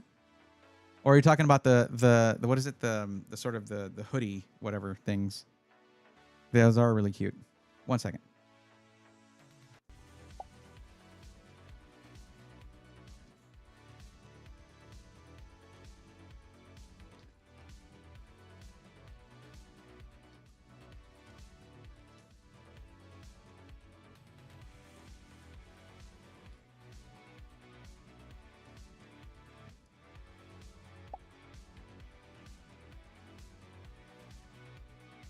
Yeah, the Van Gogh one. Yeah. That was a really unfortunate set of circumstances, though. I will say that. Like, the Van Gogh Museum did not know what they didn't understand what they were setting themselves up for. It's just like you think in Japan they would understand because, okay, so basically at that Van Gogh Museum, they did a collaboration with the Pokemon Company where they made a special Pokemon card of Pokemon in the style of Van Gogh wearing a hat. It was really cute, and it's very cool. It's a very cool card. I'd love to have that. But a lot of people get it graded. But they were scalped like crazy when they opened for that. They announced it, and when they opened for it, people had flown from all over the planet to swarm them and buy fistfuls of these. Every one of them they could get their hands on. They descended like an army of locusts, like a swarm of locusts. It was horrible. And they were like, we will never do this again. What the hell? Well, the reason I was saying you think Japan would know better, there was a Pokemon collaboration, with a Pokemon company in Japan and with McDonald's, where they would give you, with Happy Meals, they would give you a pack. People were buying 20 Happy Meals and just dumping the food on the floor, taking the packs, leaving, and scalping them. 20, 30, 40, 50 Happy Meals. And just scalping those stupid packs. Because in 5 years, people will be like, oh, that's the special edition Pikachu from the McDonald's collab. Oh, what, $600? Oh, man. Yeah. That's the hope anyway. But what the Pokemon Company's been trying to do is they've been trying to overproduce and flood the market with things like that. So scalpers are, they're sort of thwarted, I guess you could say. But the problem is on opening day or whatever launch day for these things, scalpers don't know that. So they do scalper things. I mean, McDonald's canceled the whole thing because they had restaurants full of just piles of food in customer areas or in alleyways outside.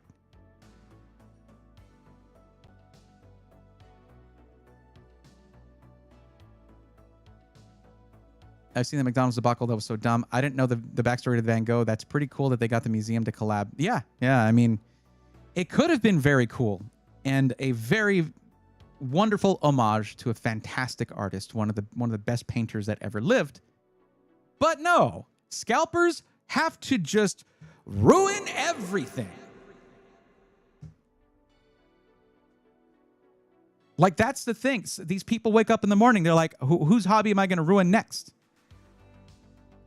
I want the Munches, the Scream Psyduck, but it's Japanese only. That is a great card too. That is a very cool card too. That's one of the things. Like, if y'all are ever like, okay, I know I already said this. I'm gonna highly recommend that y'all watch some of these things where it's like, get an entire set in 48 hours or whatever from DPM, because you will actually get familiarized with a lot of the community and culture around these things, because he goes to card shops, he'll go to expos. Like, there's a couple he did at this big expo in Hawaii that were really cool, and you see kids come up and they're like, hey, I've got this one. And he's like, oh my God, I was looking for that. Check out my trade binder. And he'll trade them a card that's worth 2 times more because he really needs that one. But he's like, no, take it. And they're like, oh my God, I've been looking for this. It's so cool, because you'll see parents with their kids doing this stuff.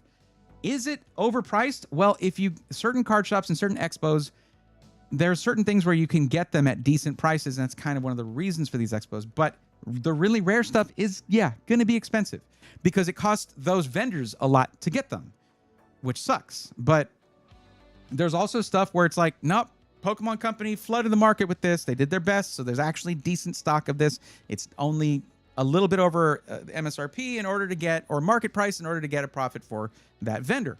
That's the reason they're vending. Yeah. But what'll happen is, as I'm doing these, if it's from something you see him collecting in that video, then if I pull something like that, you'll actually feel that, like, yo, he got that card I saw, what's his name looking for? There you go. So yeah, I don't know. If anything, I'm going to have to figure out what approach I would want to make, because my main thing, this I'm new to.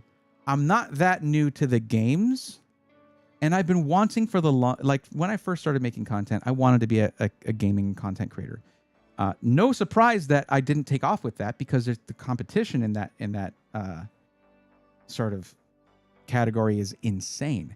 But if I focus on a specific thing where there's a lot of different, a specific demographic, a specific sort of franchise where there's a ton of different games, a lot of which I have not played yet, and there's a huge community around modded versions of those games, things like that, then that's going to be a much smaller category, at least relative to gaming, just gaming in general.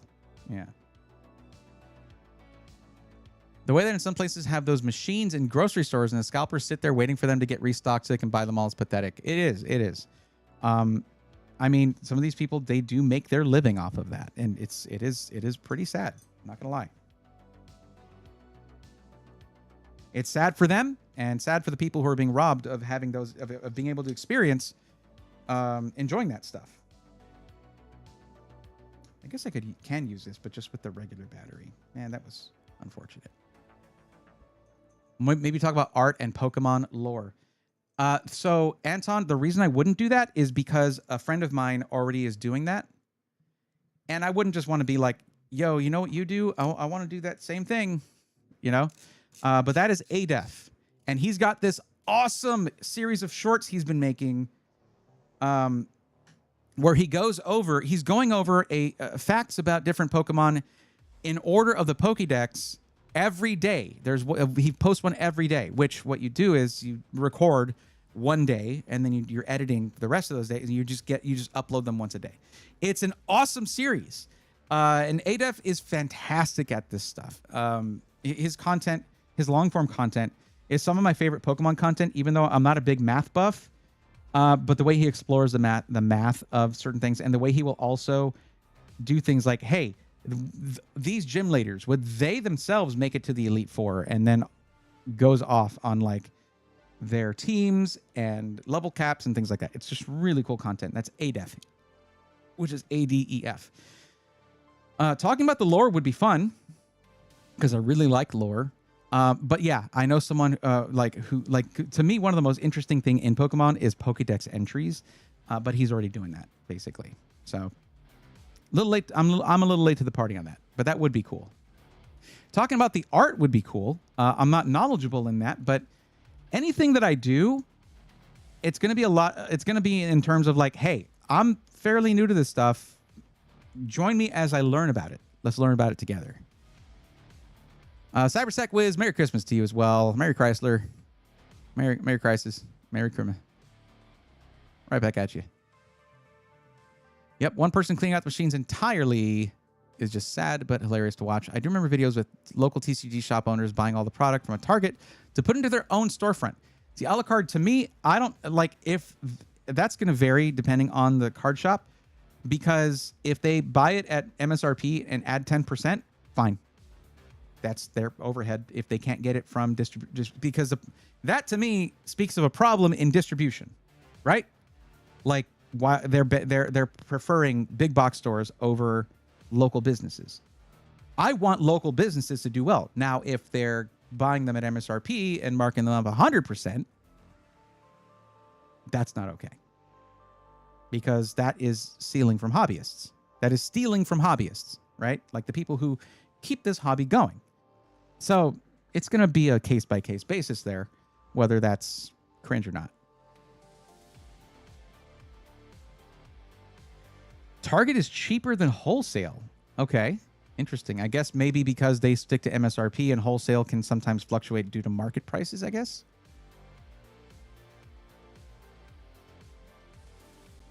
But yeah, remember that a lot of these TCG shops, the local businesses, they are sort of the nervous center for local communities for these hobbies. Like they provide spaces for playing the games, for trade nights, things like that. We want these places to flourish. Like I've only visited a few in my lifetime. I want to visit so many more because of the people that you can get to know in these places and like their experience, their knowledge. I'm not knowledgeable in the TCG. So you'll hear me say stuff like, I'm not sure what this Pokemon is. It's from, because it might be from a generation I'm not that familiar with. So particularly if I'm opening a pack in another language, I'm going to look like whatever, like someone inexperienced. That's okay because that's what I am.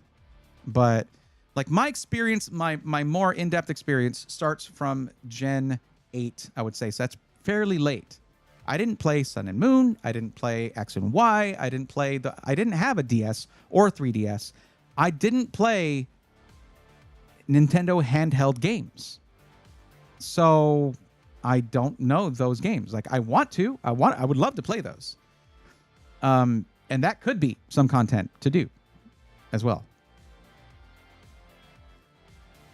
I don't remember the whole context of the markup, but the other problem was that the owner was buying them in front of other kids that wanted ETBs and stuff. Okay.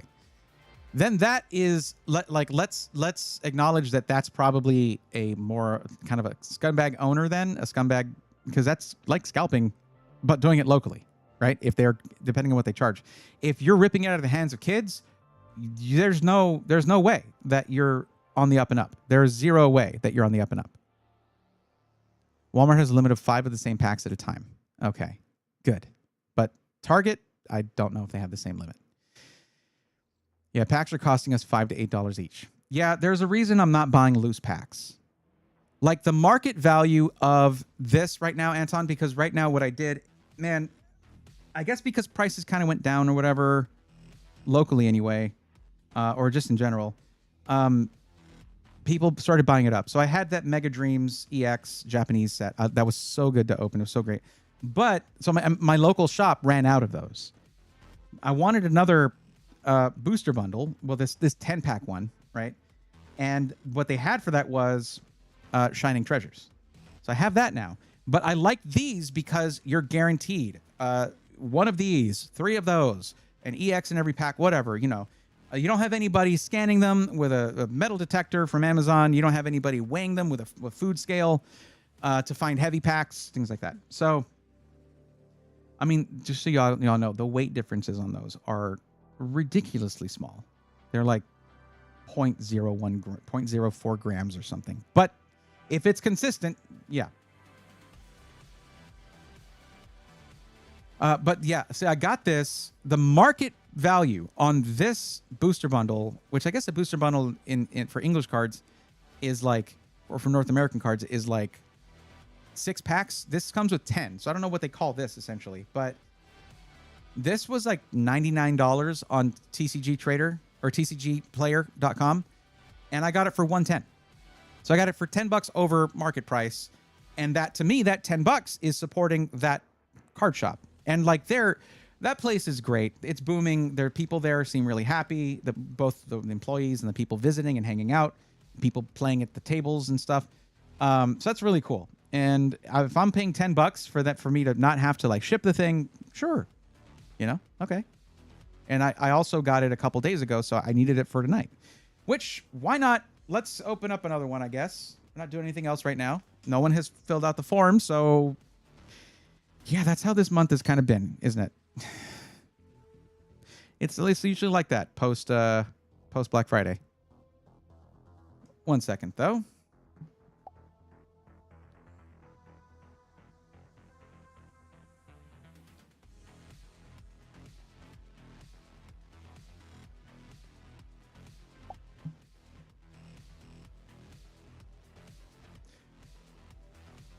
All right, let's get another pack of this going for Shining Treasures EX, Japanese version. Let's see what else we can get. If this thing will just focus, that'd be great. Okay.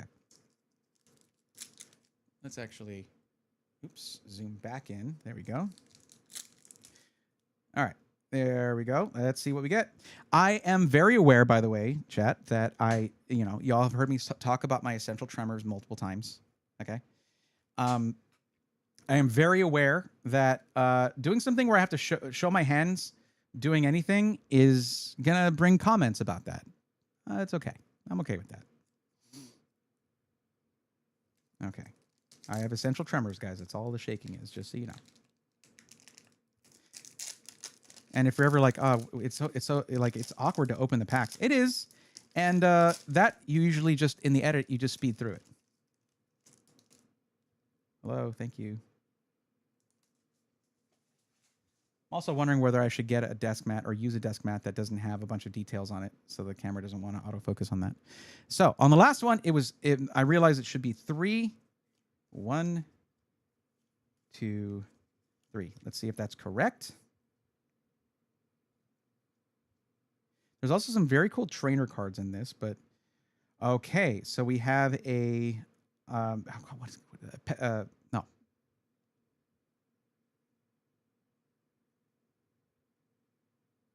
What is this one called again? It was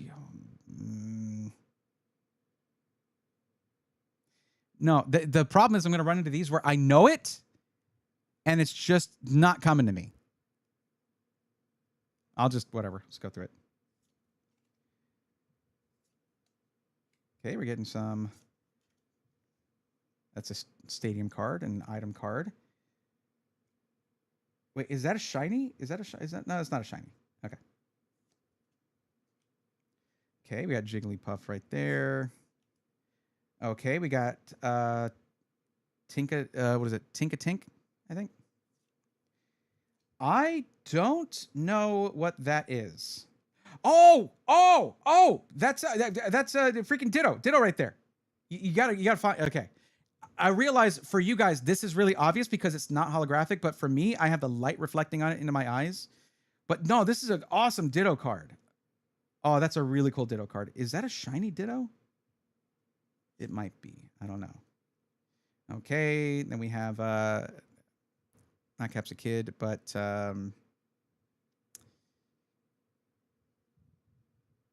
Worthless Gold. Thank you. I appreciate that. What is this one called? Just caught one of these recently. Yo, look at that. Okay, so that's our first baby shiny right there. With Pidgeotto. So those are the baby shinies we're talking about. There, you can't see it that well on camera, but there is an absolute texture to this. It is very cool. Wait, I got to see what's behind here. Hold on. And is it Quickquaball, I think? EX. It's a nice EX card right there. I am more excited about this though. This is one of 3 baby shinies that are guaranteed to be in this this bundle of packs. You can kind of see the texture. Let's zoom in. We're already zoomed in. That is super cool. Okay. Now we're sleeving that immediately.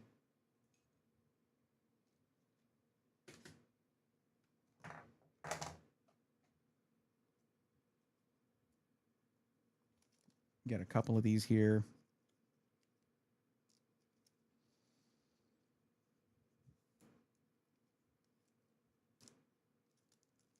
So that is our first baby shiny from this set, this whole set. They're beautiful. If that's what these all look like, I'm really excited. I hadn't really taken a good look at what the baby shinies are supposed to look like. I will also sleeve these up. Sorry, chat. I know I'm a little behind. I will catch up with y'all in just a second.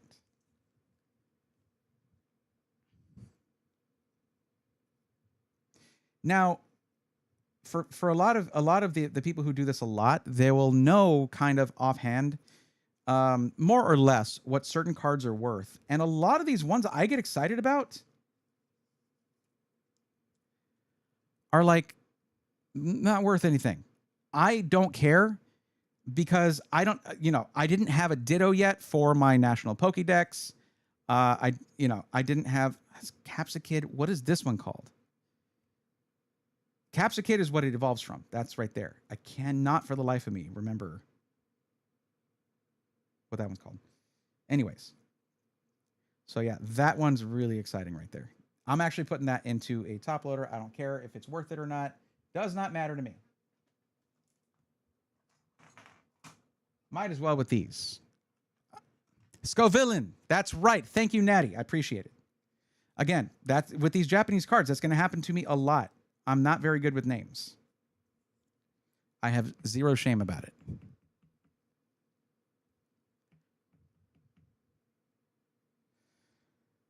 Well, yeah, that is absolutely sick. Very cool. And this just goes into my EX collection. I didn't have a Quick Evolve EX yet, so that's cool.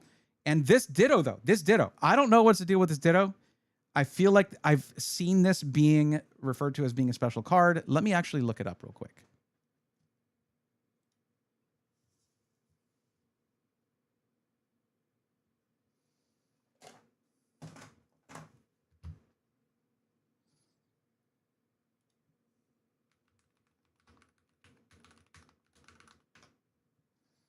Oh, no, so it's not the shiny Ditto. Okay, no, it's just a normal card.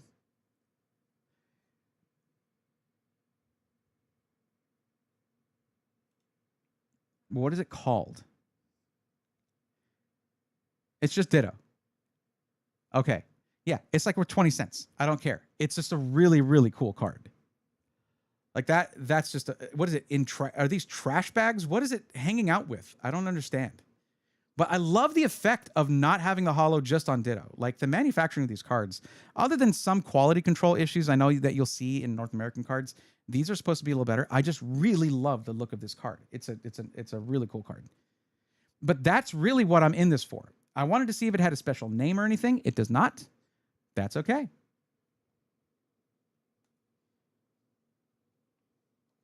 That's going to be my Ditto for now. Unless I get a crazier one, for now, that's going to be my Ditto in the Pokédex. For those who don't know, I am building the national Poké. I'm trying to put together a couple binders that make up the entire 1,025 Pokemon in the national Pokédex. That's every Pokemon that they've made. Okay. So, what was it? Worthless Gold said, is a 5060 Ti good? I'll get to that in a second. I mean, yes, I don't know what you're using it for, so it might not be good for you, but yeah. You ready for Steel Ball Run in March? Absolutely. Every bit of content that comes out on it, we're watching. Like, oh, they put up a new two-minute trailer. Like, the last one they put up was actually really good. Alucard.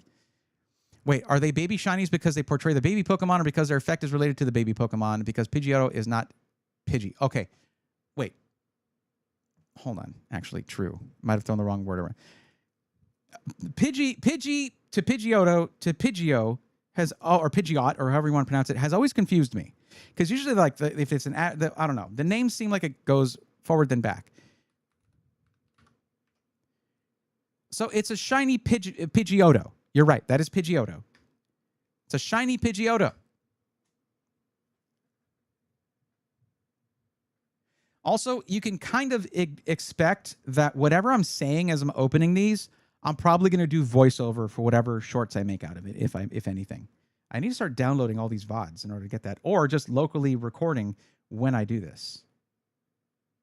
That's just a lot of local recordings.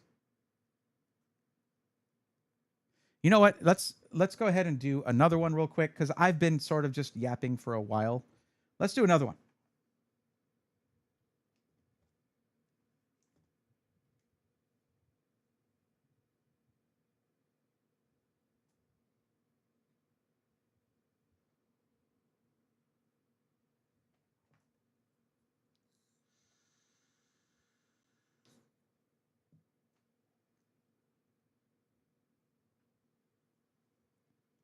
Why not? Oh, actually, I should answer questions first, real quick. Let's just get... We'll do that real quick. Okay, so...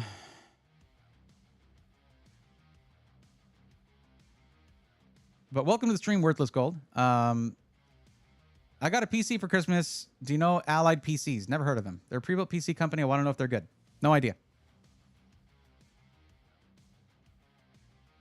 Also, is a 5060 Ti good? So the question of whether a card is good, worthless gold, it depends on what you mean to do with it. If you get a 4K monitor, it's not that good. If you're working with a 1080p or 1440p monitor, or a 1080p, it's going to be great. 1440p, it's going to be good. And also, your game settings, your graphic settings are going to have something to do with that as well. So I guess they're not baby shinies. But this is what they told me at the shop. 1 SAR guaranteed and 3 baby shinies. But it's just a shiny card. It's a shiny Pidgeotto. So yeah, good point. Also, yeah, 16 gig is important. Whether no, it's 8 gig or 16 gig. 16 gig is the better one, so good. Let's go villain. Yes, thank you. All right. I'm rereading through things.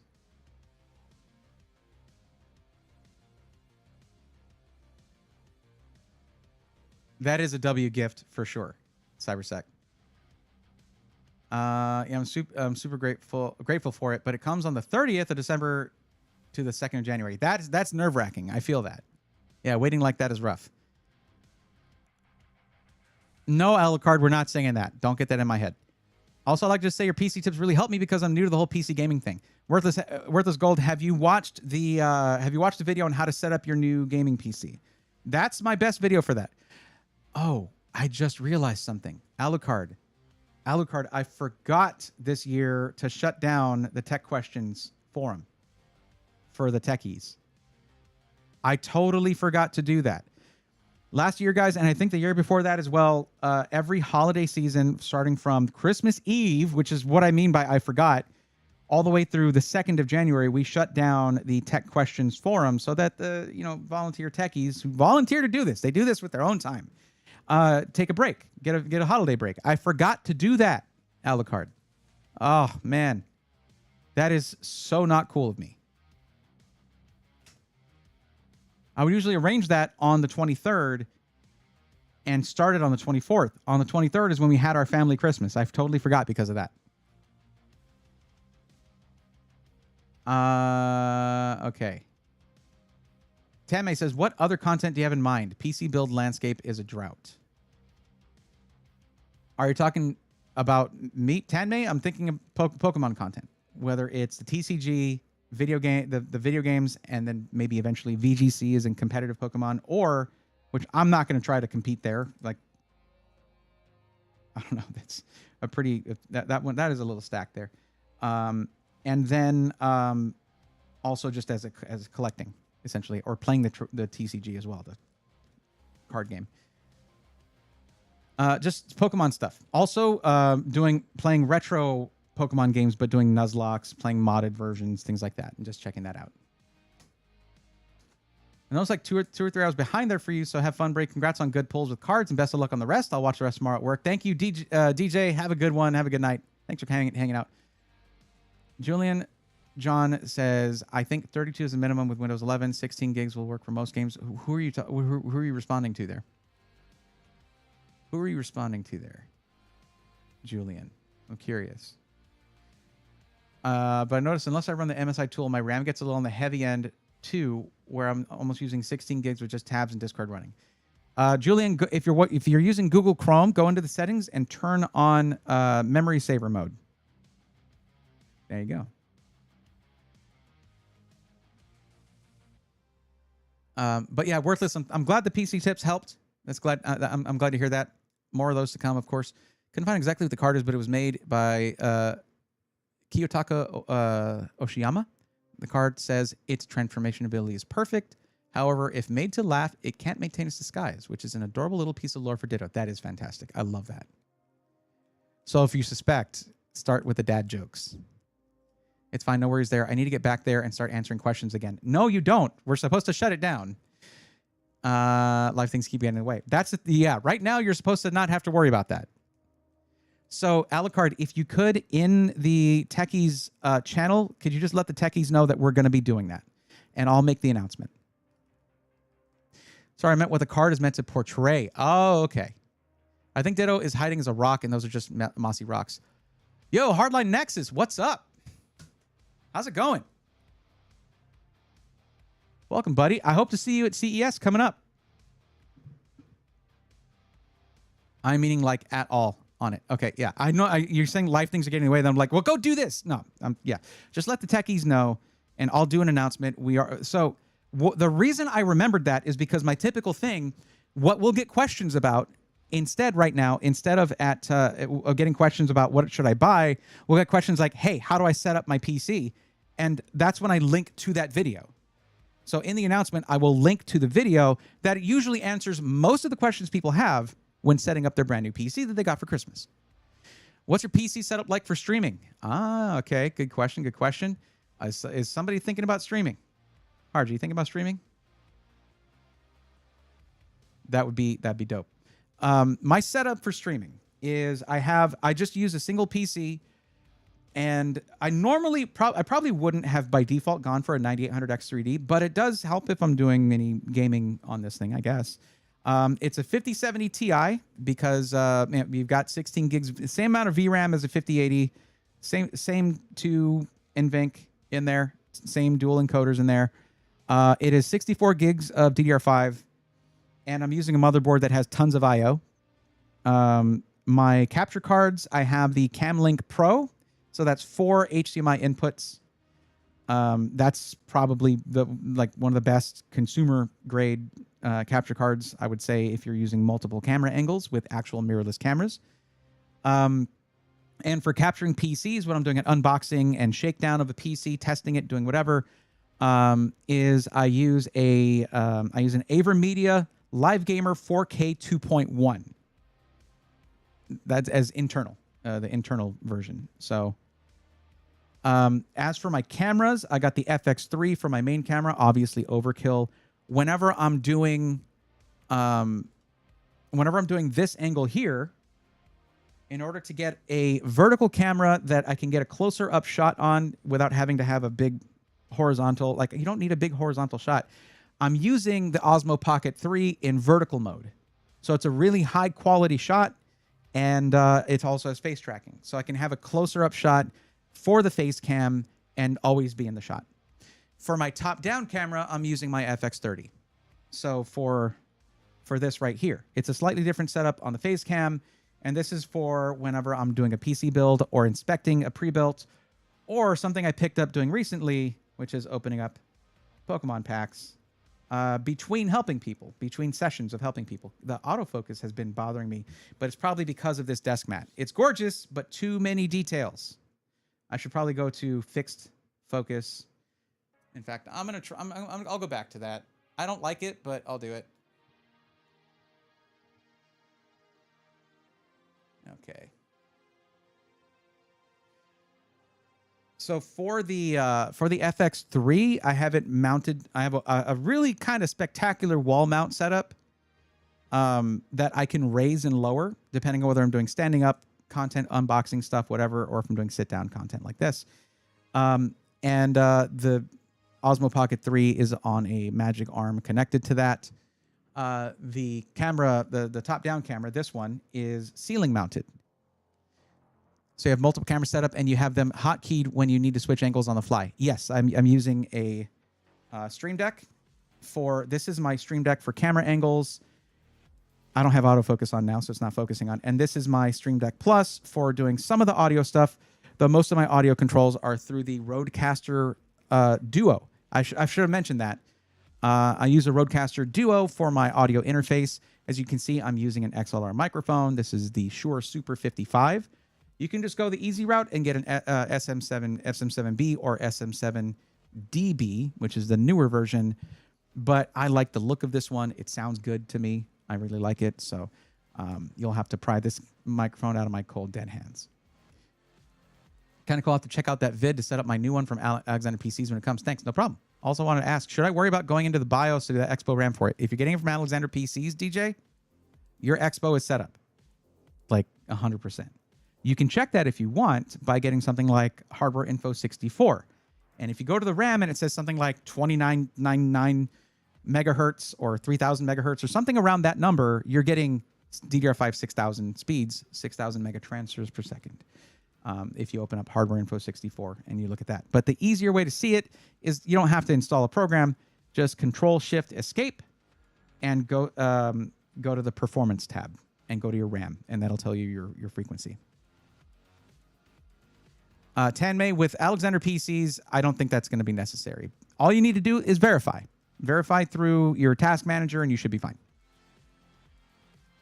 Nice. And yes, you're right. I'm thinking about coming back to streaming after like 8 years or so. Lol. I may tap your brain when I get set up, and yes, I'll see you at CES. Hell yeah.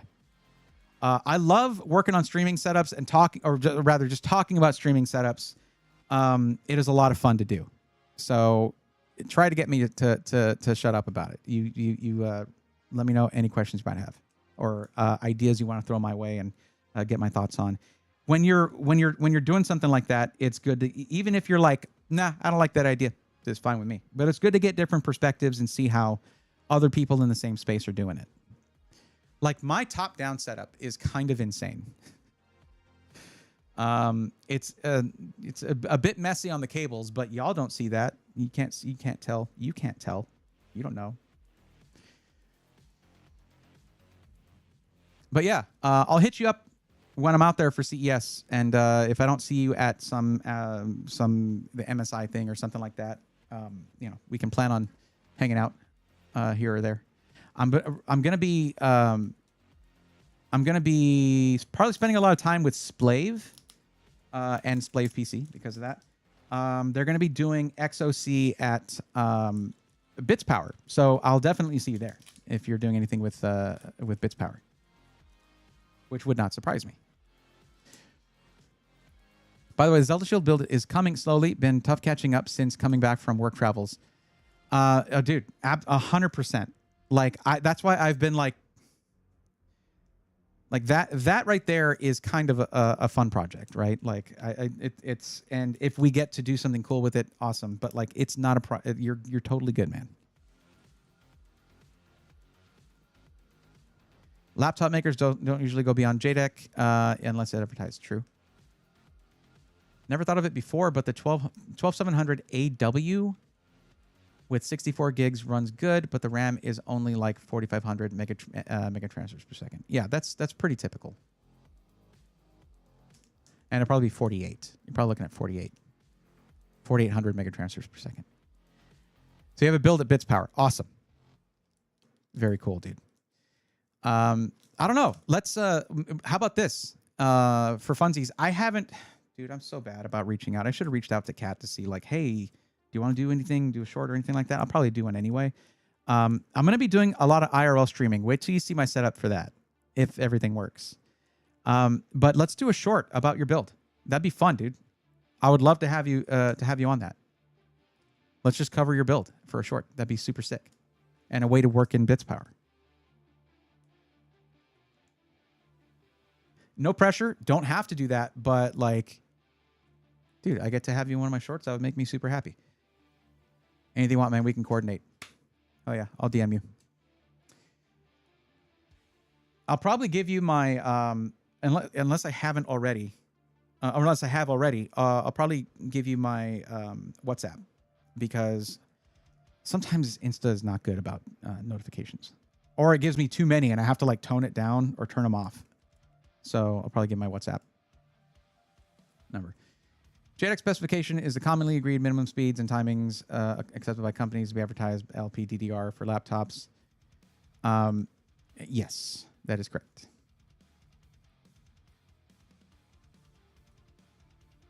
But yeah, I'm actually gonna have a friend of mine with me, Harji, who used to do content. He's trying to get back into it. But I'm actually gonna have he wants to be the camera guy. He wants to be my cameraman. So that's gonna be really fun. And it's gonna help me be productive too. If I have a camera person with me, helping me film everything, and then I have Onware editing everything on the fly, we should be able to pump out a good amount of content. And I'm probably gonna make it to just where Onware can just publish it. Because the big holdup usually for me getting things published is like me. At least publishing to YouTube. I can do the Instagram stuff and all that. Getting reels up. It's a Dell AW4500. Wouldn't surprise me. No problem, DJ. You got it. Okay, good to know. Awesome. Yeah, it's always ran good to me, but I didn't know if I could unlock its true potential if there was. And yeah, Alexander PCs are top performance, but I'm new to some of this. Yeah. That's part of the promise from Alexander PCs is that you're going to have a fresh OS with all the updates. You're going to have everything in the BIOS set up properly. Yeah, that's one of the reasons you get a boutique build. I only have a couple booths to cover, but not enough budget to hire an assistant, so I have to solo everything. Well, the thing is, I've worked with Manny for long enough to where he's just like, he just wants to go there. He just wants to be at CES. Like, I'm getting basically a 2-bedroom Airbnb, so he stays for free. All of that. He doesn't have to pay to stay there or do anything like that. But he's typically like, nah, dude, don't worry about that. I just want to be here. And he gets to work on his content. I'm going to try to bring him in on some of it. So yeah. Now, like, I have had paid help, of course, at certain events, but 2025 was not kind. I'll tell you that. So I don't know if I could do that for this one.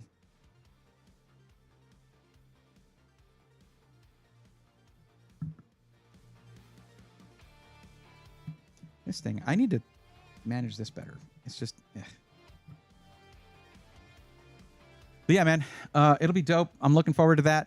And just, just hanging out in Vegas, dude. I don't know if I'm going to do the MSI gathering this time. Last time, I think it was like, because generally MSI doesn't reach out to me and say, hey, here's your QR codes for that. I usually have to be a +1 for somebody or something like that. And last time it was 2-pack, dude. It was 2-pack. Staying at the Luxor, where you at? I'm going to be in an Airbnb. Places like Luxor and Venetian especially, and just it could be too pricey. Maybe I should get one of the membership things and actually do like a sparse little bit of gambling, just because then they're like, hey, come back. Here's a free room. And I'm like, cool. Can I get it around CES? Yeah, that probably wouldn't work anyways because they're more in demand at that time. But I usually just do an Airbnb. It usually costs less, and like I'm away from the noise and the insanity. I have to Uber a little bit more, but to me, it's worth it to be able to get away, have a desk where I can have a laptop set up. A lot of Airbnbs don't give you a workspace, which hotels are usually better about. Hotel casinos are usually better about giving you a little desk. Not every Airbnb is going to do that.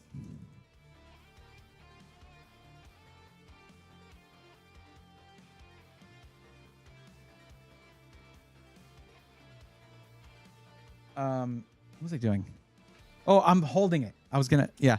I it's a little weird, but I know I mentioned this. I started opening Pokemon cards on stream just because things slowed down a lot after Black Friday, as they do every year when it comes to people being like, hey, help me find a PC. So, or put together a parts list. After Black Friday, everyone's like either all set or they're waiting for closer to Christmas. But then even for Christmas, things were pretty slow. So yeah, I just started adding this to my streams just because I wanted to, and prices on these cards were actually getting reasonable. So it's good, but I want a desktop build, especially seeing your streams. Lol. So I got one a few weeks ago, but I only did 32 gigs of RAM, seeing how I got 64 on my laptop. I mean, if you're just gaming, 32 is fine.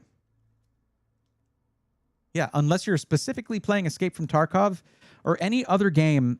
I don't know of any other game that's as well known for having memory leaks as Escape from Tarkov. But if you're not playing that, like 32 gigs is usually fine for any level of gaming.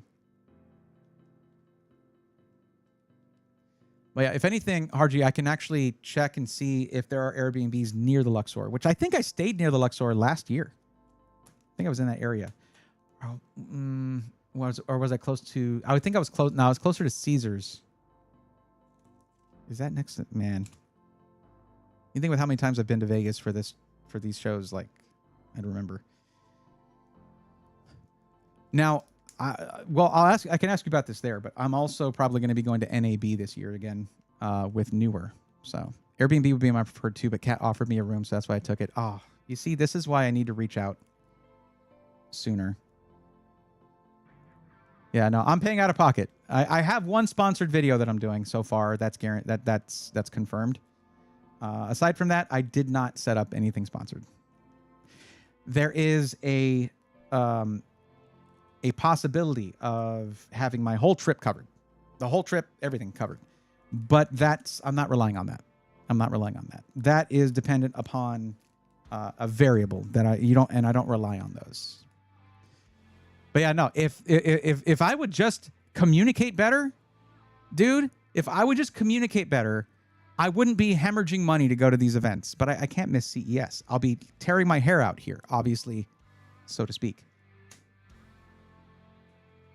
And I you know, Kat has already told me. She's like, whatever you're doing, just let me know. And like, I'll give you whatever you need. I'm like, but you don't do that 2 weeks before the event. So what I will do is I am gonna reach out to Kat, and this is the time usually where I'm reaching out to people saying, hey, I'm gonna be there. Just wanted to reach out to you beforehand. But with me not having done content for a good part of 2025, just doing streams, like I just sort of got into a shell, and I wasn't talking to as many people other than around Computex and CES. That was it.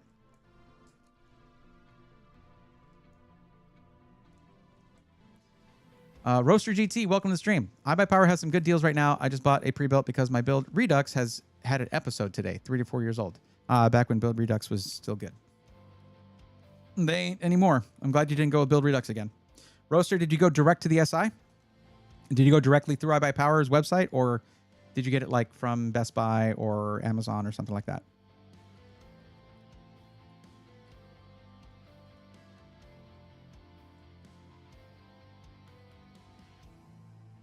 Unbox, what's up? Welcome.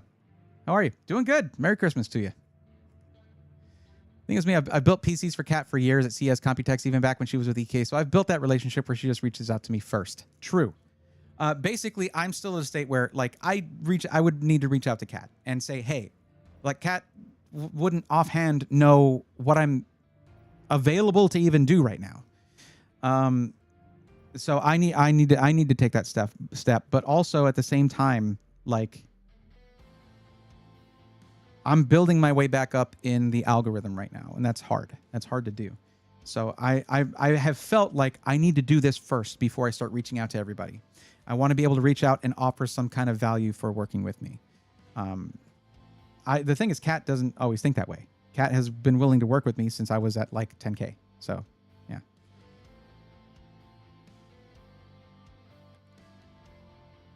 Likewise, I'm very upset. Unbox, I'm sorry to hear that. What's going on? Roche says, bought my wife's gaming laptop from them a few years ago. Was very impressed with it, even though it was only a 3050. Are you talking about iBuyPower? They do sell laptops, yeah. Unbox, don't be vague. Just let me know what happened.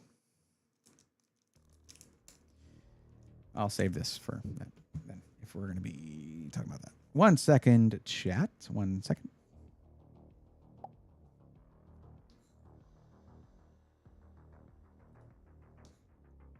Oh, we have someone on the list. I don't know if they told me they were on the list or not, but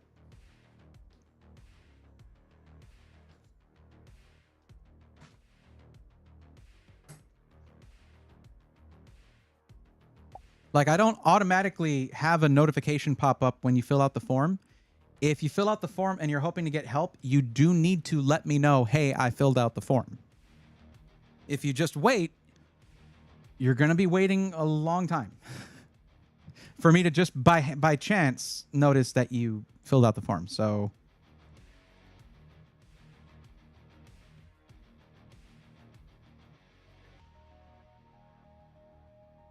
your PC crashed. Okay, Unbox, just to let you know, PC crashed could mean anything. Do you mean it actually is broken right now, or that it shut down on you and you had to turn it back on? See, Alucard on the YouTube side is demonstrating how to let me know that you're on the list. You put @Brayathorn, I'm on the list. If you're in Twitch chat, there's an emote just for you if you fill out the form, and that's what it looks like. Alucard just dropped it right there. You see it down there. 3D Effects, happy holidays to you too. Welcome. Like, full on froze and had to restart. Okay. Unbox, don't panic. You are using Windows. That can happen.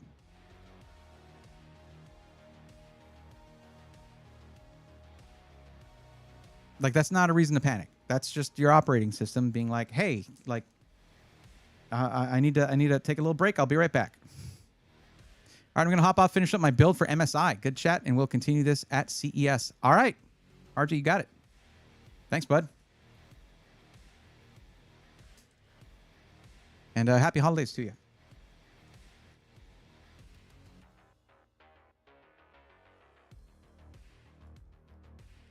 Can I get your opinion on a pre-built I'm looking at?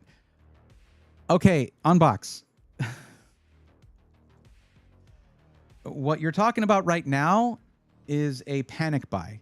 Is your computer working now after it froze and you had to restart it? Like some people deal with that happening on a daily basis. Then they need to like reinstall their operating system. If it has only happened to you one time, start monitoring your temps and stuff. See if there's any abnormalities there, but you're probably fine. Unless it happens again. If it happens to you 5-6 times in 5 or 6 days, then you need to do some maintenance of your PC. It doesn't mean you need to just replace it immediately. No reason to apologize. I'm trying to save you a bunch of money right now. If your PC just acted up one time, that's not the immediate moment to kick it to the curb. It's time to take some care of it, basically. PCs are not perfect. They require maintenance. And that's including in the ones and the zeros in your operating system. If you have a local PC shop you could take it to, you could tell them, hey, this thing froze on me. I had to do a hard restart or hard reset, or however you had to restart it. If it was a blue screen of death or whatever color that screen is now, and it just said, hey, restart your PC, like that just happens. But you can tell them, hey, it did this. I would like y'all to just do some maintenance, some Windows maintenance, just maintenance on the system if you can. And just pay the $60, $70 or whatever they charge, and you're supporting a local business while also getting maybe a fresh operating system, whatever.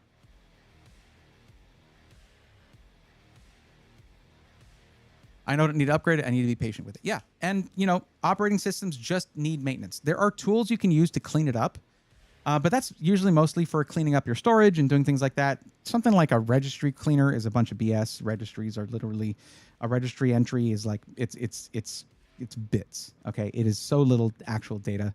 But clearing out some like your browser cache and things like that, or file, for your Windows cache, things like that. It can have just some old files, things like that you need to clean out.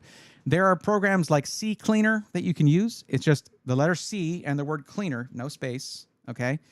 That will have just an automated thing. It will harass you. There's a free version of it that you should get. If you're going to get the free one, and it will harass you to try and have you subscribe. Just don't pay any money. You can, in fact, you can just do one cleanup and uninstall it, and then you're good to go.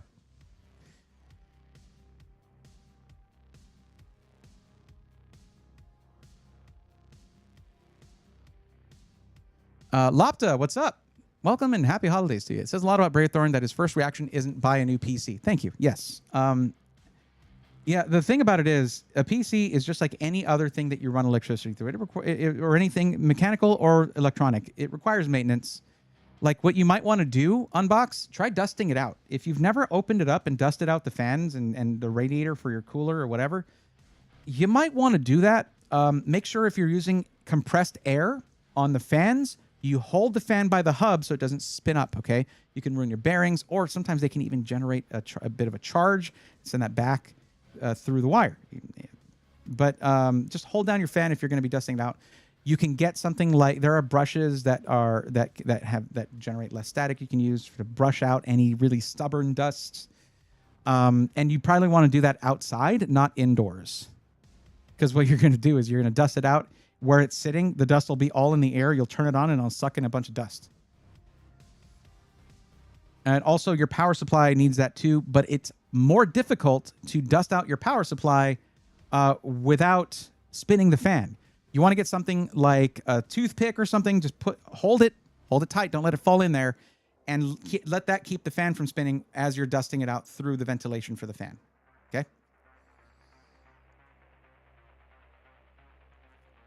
One thing a friend of mine always tells me is that sand was not meant to think. Technology would just act up for no damn reason. Natty, anything you run the angry pixies that we call electricity, anything you run that through is eventually going to have a problem. Everything works until it doesn't. But yeah. Also, yeah, Lapta is correct. Unplug it first. Yes, of course. That's another thing about taking it outside. You have to unplug it. But Bears, Beats, and Battlestars, Merry Chrysler to you as well. Happy holidays. Welcome to the stream. Hope you're doing well. Zelmov, to you as well. Welcome. How you doing? I'll be honest with you guys. I didn't know how many people would be showing up today, so I am glad to see that a bunch of y'all did. Thank you. Thank you for coming to hang out with me. Like, it's also for me. Like, my girlfriend is working right now on Christmas, and but I'm not alone. I get to hang out with you guys. And if y'all didn't have plans, you get to hang out here. Like, it all works out.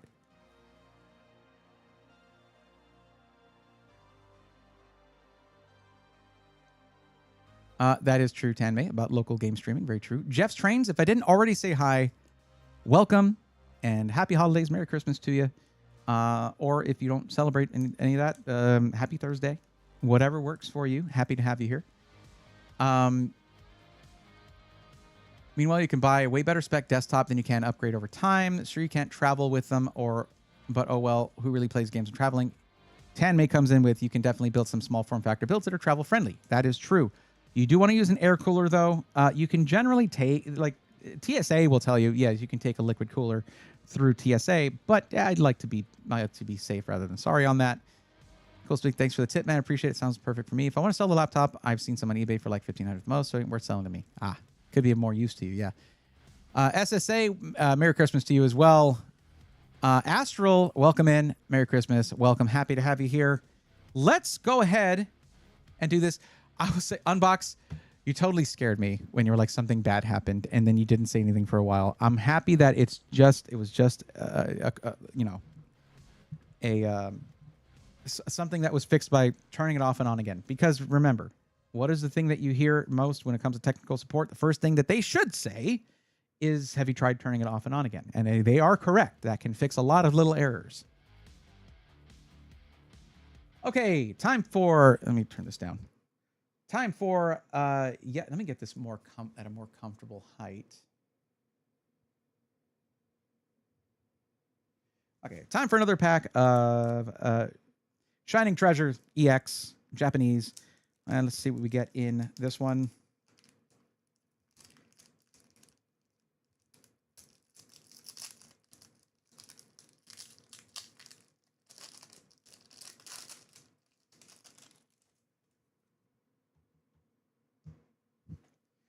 Okay, do a little pack trick here. 1, 2, and 3. Okay, we got Tauros, Paldean even, I think. That's a belt. Forget what belt it is. It's kind of belt. Sure. Something about friends, something like that. Don't know. Again, it is hard to open Japanese packs, but it is fun. It's a lot of fun. I like having these in my collection. Slowpoke. What's it called? Is this just called Seagull? It's something like that. It's a bird. It's a seagull. That's what it is. Ooh, Charcadet. That's a cool Charcadet. I already had one, but I like the art on this one a lot. And we got Scizor, Hollow. It's one of those. And, oh, man, Ceruledge is one of my favorite Gen 9 Pokemon. This is an absolute... this is my first Ceruledge. You know, this is why the autofocus thing is going to drive me crazy, because I want to get closer up. We'll get closer up for the rest of these. I absolutely adore Ceruledge. It's purple. It's got sword arms that are like flames. So how am I not going to freaking love that? Yeah, Japanese packs. Yes. And okay, we got a Murkrow that has this same sort of digitized hollow on it. I don't know what the deal with that is, but it is like, it's super sick. Yo! Is that... So that's Charizard EX. We got a Charizard EX. I was like, it's not Mega Charizard, but no, it's terastallized. So there's these terastallized Pokemon. That's a sick EX. Oh, look at that coming out at you with a spot gloss on the eye. That's really cool. The way they do the hollow and the gloss on these is so absolutely just so detailed and gorgeous. I love it.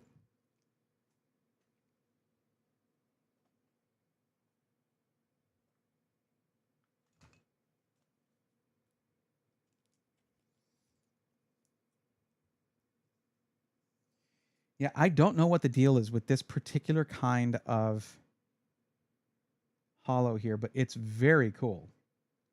Because it's like it's not hollow, and then suddenly you just move it just right, and it does that.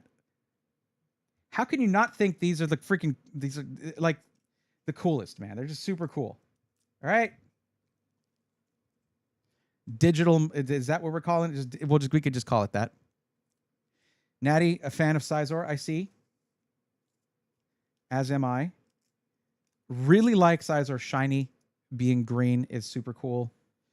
That's so I caught it as a Scyther, but I did evolve it to Sizor, and it's the first shiny I ever caught.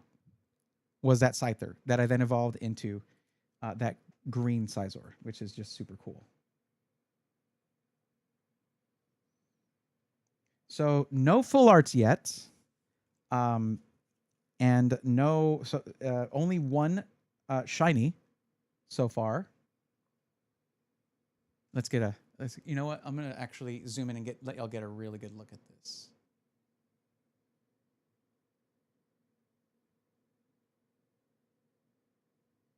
Because here. I want y'all to see the texture on this.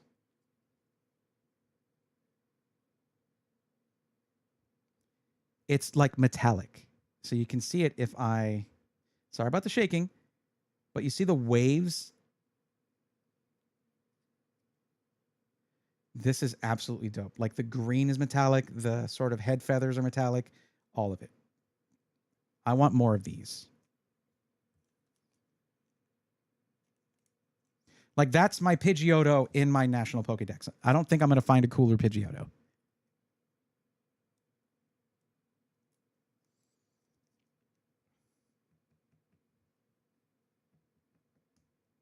And yes, it's in a top loader just for now. I don't know. I don't think it's worthy of that, but it's there. That's where it is. And that's that.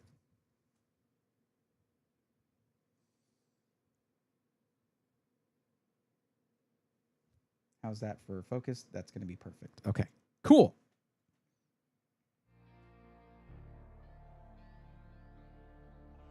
What's up?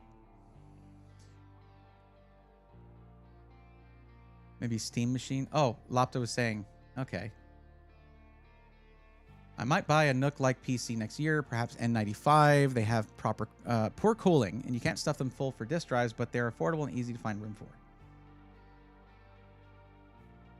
You probably want a GPU for Steam. Oh, so that's when the Steam Deck thing the Steam Machine came up. The digital Mercury looks nice. It's like prismatic foiling or something. Okay. Kind of want a Steam Machine when it comes out soon. I don't know when it comes out. Hopefully the GameCube would be affordable with everything happening. There is no telling, honestly. If it okay price, then I will use it specifically for racing sim. See, they're not saying it's going to be like a 1440p or 4K monster, Astral.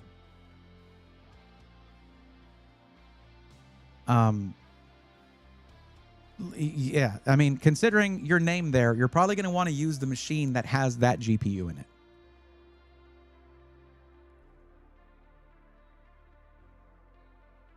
Jeff's Train says, yes. Tame says 32 gigs is more than enough for content creation, assuming you're not using ProRes footage or shooting in RAW.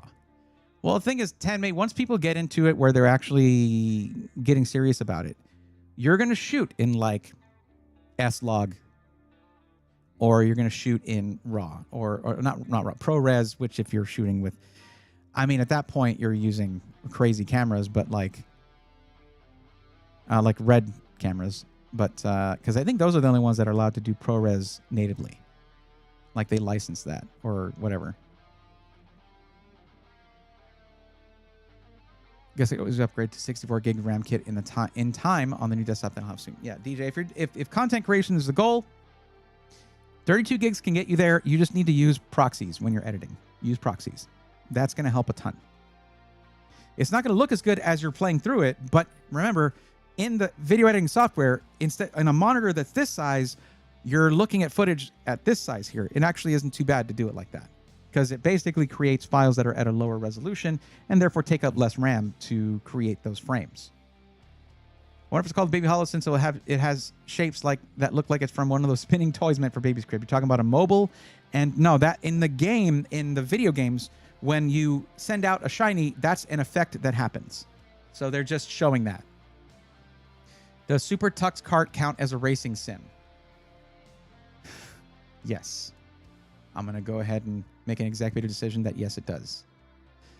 Look, all I'm going to say is that Steam is a really big company, and they could just do the absolutely frankly insane play of going, we're going to eat the cost and we're going to make the Steam machine affordable even when with the RAM prices going crazy, solidifying Steam even further in the market. So Natty, here's the thing.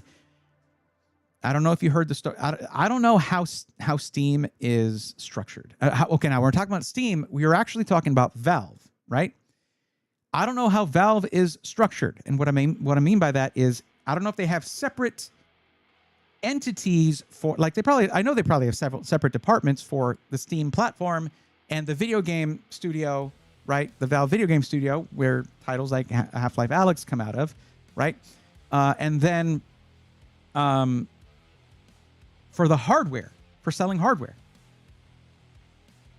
But like they each have likely their own P&L sheets, their own profits and loss, okay?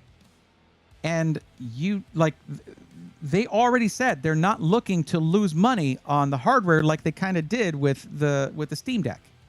It's not going to be priced like a Steam Deck. It's going to be priced to make a profit. So, yeah, they didn't plan on the Ramageddon happening, but the signs were there. It's just when it was going to happen wasn't totally clear. And I'm not going to say I saw those signs, like I was clairvoyant or something, but someone in the position of Gabe Newell and his team, yeah, they would know that these kinds of things are coming. Steam is...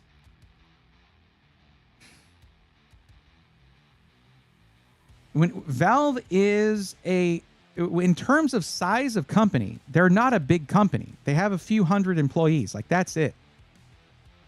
Like, the game studios that make the games to go on their platform have bigger employee counts.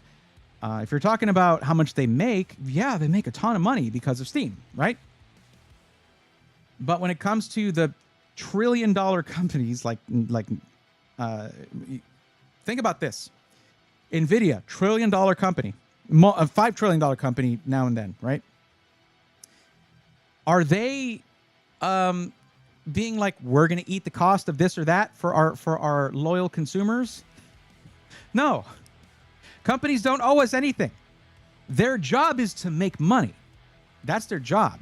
Now, if I'm not mistaken, Valve, I don't think is publicly traded. So they don't have shareholders to worry about. That's why they can do things like the Steam Deck.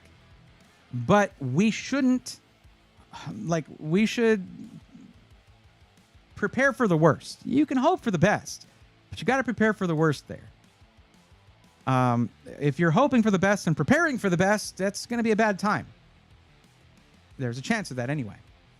But yeah, no, they made clear that they're out to make a profit with the hardware. When they said it's not going to be priced like the Steam Deck. Most people read that as that's not saying it's going to be that it's not going to be around the same price. They're saying they're not going to price it like philosophically like they priced the Steam Deck, where it was not profitable for them, not very profitable for them. Oh, I meant big in value. Sorry, I realized why saying big would refer to employee size and not value. Yeah, when you say big company, people are going to have, they're going to first go to like certain things. And even then, like, I don't know. There's too much I don't know for me to speak with any authority on a lot of this stuff, but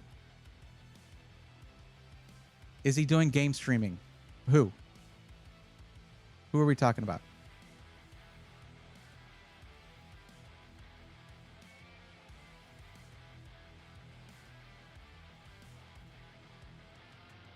Yeah, I play WoW, but I don't really play anything else, so I don't know if that would matter, but I'll learn and find out in time. I'll probably let the laptop go for like 2K or so, but because I have a bunch to go with it as well. WoW runs on a potato. I wouldn't say, I mean, it is pretty easy to run by today's standards. Back in the day, you did need a pretty solid PC to run WoW, but it's the same engine they've been using ever since. Yeah. Blizzard has made so much money on WoW compared to how much they invested into it. Like, has to be one of the most profitable games of all time.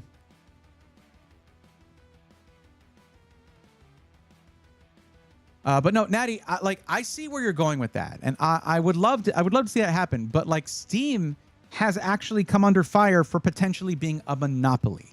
Like, they don't really need to make more strides in the market, but I'm wondering if they had some kind of angle here, some kind of source, like a guaranteed source for memory, because if you get locked in on like a 5-year contract, you do that because of price increases. So, and whenever someone like Samsung or SK Hynix are looking at a shortage, part of what dictates that there's that shortage is like, hey, we already promised this memory to this. Like Apple has had a 10-year long or whatever contract for their memory and storage. That's ending soon. Uh-oh. So they're going to be ramping up their prices, but you'll notice that their already terrible prices have remained around the same numbers for a long time, which is to say they were terrible. Upgrading, a Mac Mini or one of their laptops or whatever with more storage and RAM is like cost prohibitive for anyone who has not absolutely drunk the Apple Kool-Aid or is just locked into their ecosystem, their walled garden. I hope one day NVIDIA is doing all consumers a favor, crossing fingers for that. Astral 5090. Like, I keep coming back to that name. Like, it's there's a reason that you paid the price of 3 5080s for that card you have there. And it's because NVIDIA knows we'll pay whatever when it comes to getting their product. And that sucks. If they thought a Steam Deck would be the only option for access Steam for the majority of those buying them, they will lower the cost. If not, they won't. You mean like the Steam machine? But yeah.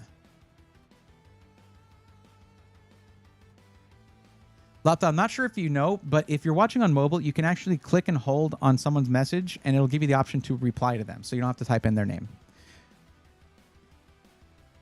Steambox, yeah, I got you. Okay. There was the monopoly issue for Steam as well as the whole issue of not owning the games you buy. Yes. I think there needs to be a big thing that pops up before you check out, saying, hey, this is a license that we can take away whenever we want. They don't do that. You can go and find out that you don't own the games, but yes, that sucks. Oh, no, like, I understand completely why they would not do it. It's kind of why I called it insane. Like, they could do it, but would be insane of them to do it. Well, the question is, could they? And I'm actually, like, I'm in agreement with you there. I feel like they could. Let's explore it from the other angle, though.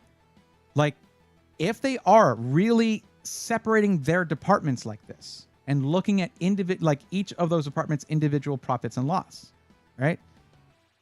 We don't really want Steam, because I like what Steam's doing hardware-wise now. They had some shaky stuff early on, but now, oh no, they shook up the whole handheld industry. They created a handheld industry based on the inspiration from the Nintendo Switch. Like, handheld PC industry is the one they created. Handheld gaming, the Switch really brought that to the mainstream. But anyways, or in terms of like a console rather than a small handheld, forget it, just whatever. A large handheld console that can also be used with like monitor, keyboard, mouse. That's what I'm talking about. Like, none that can use a keyboard and mouse. Shut up, dude. Whatever. Sorry. You get what I'm saying. Larger handhelds. Started with the Switch, then the Steam Deck brought it to the PC gamer.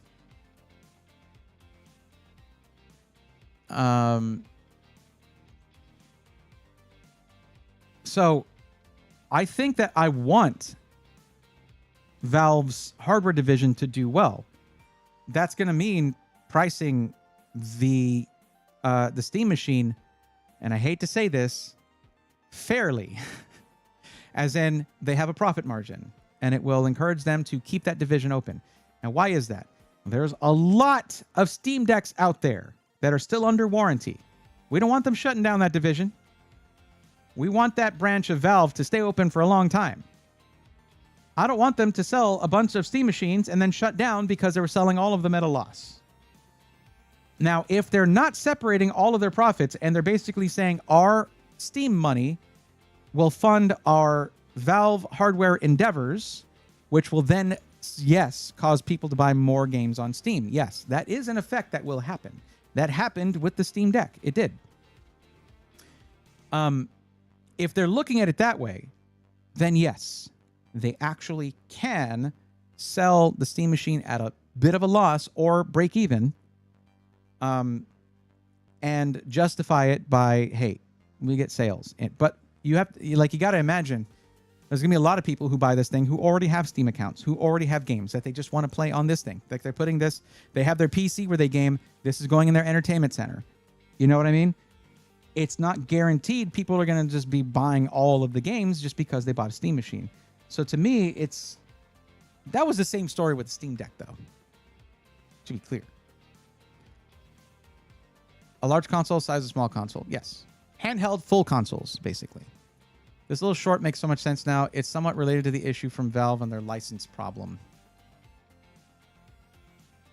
Just do the proxy thing and see if I can find a buyer for the laptop then. I'm off for the night. Thanks for the help. You got it, DJ. Thanks for hanging out. Steam is the benevolent dictator. We love Lord Gaben. Hey. You can put the word benevolent in front of that other word. It's still not always a good thing. One sec.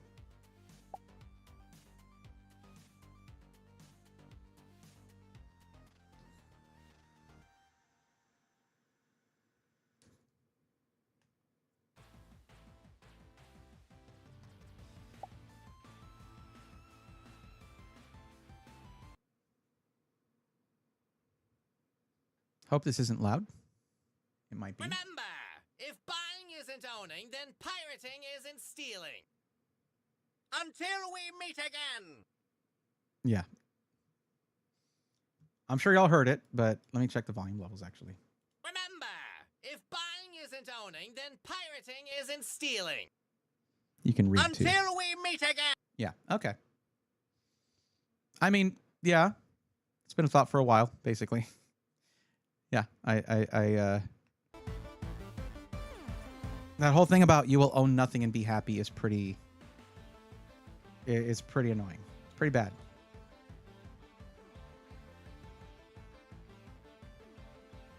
I doubt it'll increase sales to the extent of the Steam Deck did increase the sales of games. No, yeah. No, I understood what you were saying, 3D. Also, I got curious. I was multitasking while talking. I couldn't find any official source, but everything I could find on Baby Shiny is that it's a non-full art shiny Pokemon card. Perfect. Okay. So it's a shiny, but it's the regular format of a card. Depicts a Pokemon over textured silver foil with a burst of sparkles that recreates the in-game animation of encountering a shiny. Unlike the full art shinies, these have the standard borders you see on a normal Pokemon card. Very cool. Okay, so it's not the baby Pokemon. I was wrong in that. W short for sure. Based 100%. It is true, yeah. I mean, not legally true. It's not legally true. Unfortunately, the legal system favors corporations in the United States. It does. It does. In terms of copyright law, 100%.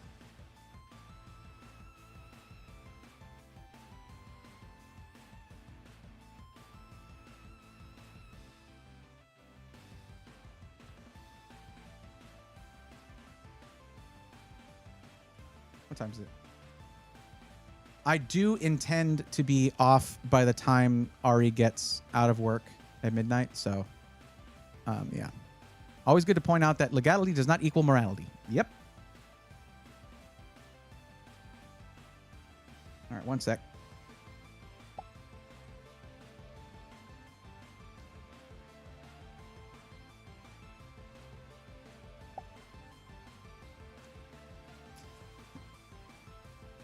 All right, we're doing another one because we are kind of running out of time. Not gonna lie, I didn't think the stream was going to go this fast. I do want to call out because I did say, hey, if you're on the list, you need to say something. And they didn't say anything. But Kang Tunes, are you still here? You were on YouTube before. You filled out the form. That's the wrong button. You did fill out the form. But you never said anything after that. So you do need to be here for me to help you. Cherokee Vapors, Merry Christmas to you. Hope you're doing well. Welcome to the stream. All right. Another pack of Shiny Treasures EX in Japanese. This is the Japanese packs.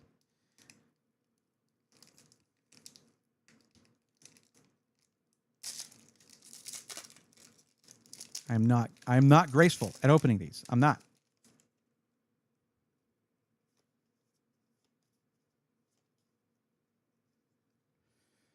Okay, so we got another Gloom. I do really like the art on this one. Should I? Nah, I was here before, so I don't want to have to change it in the edit. Oh, now I need to crash and wonder how long. It's just turning 39 around 15 minutes ago. Oh, okay, all right, Alucard. Have a good one. Okay, so we got Gloom. Ooh, that's a scary Mabostiff. Or is it? Yes, Mabostiff. Because it's like a Mastiff. But it's a boss, I guess. I don't know. Mabos, whatever. We got the sling bag, whatever that's called. We got an Abra. We have a nice Abra there. Okay, regular. Okay, Noibat. Knackley, it's Knackley. Knackle Stack, I think, is the third evolution. I don't remember what this one is. Ooh, look at that Starmie. That's a beautiful Starmie. That's a beautiful card. I have a common Starmie right now for the Pokédex. That is a very welcome addition. Look at the shiny Mimikyu. Oh my God. Oh, that is awesome.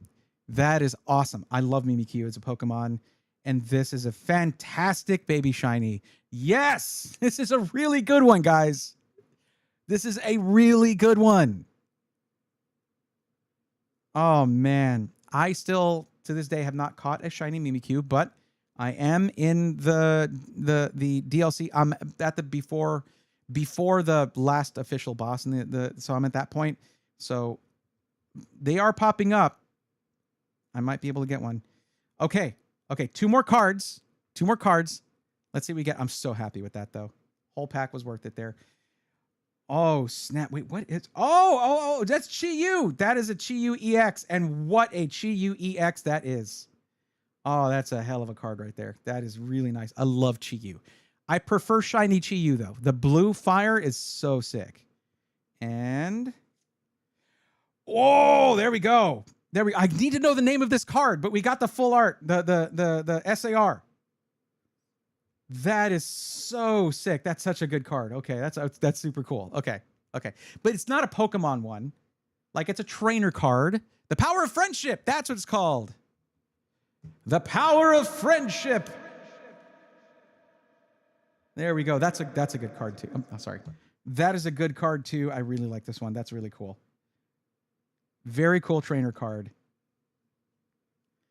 Yeah, that was a great pack right there. Well, let me hold them all up.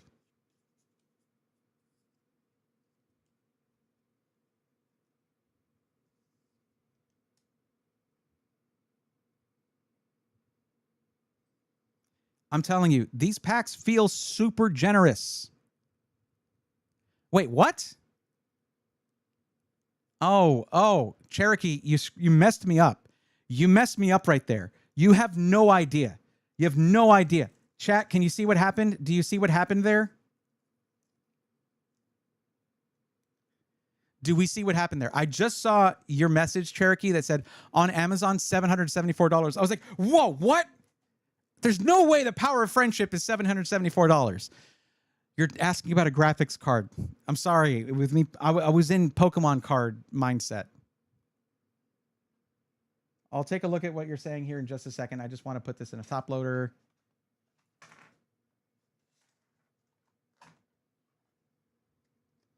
I was like, yo, this is this thing.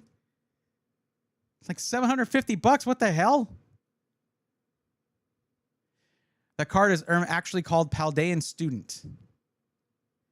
Like singular?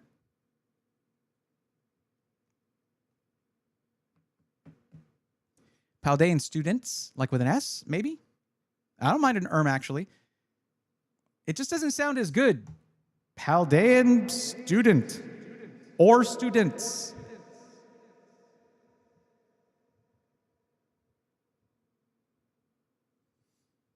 This one's for Lux. I have the power. There you go. Said I sounded like He-Man, so.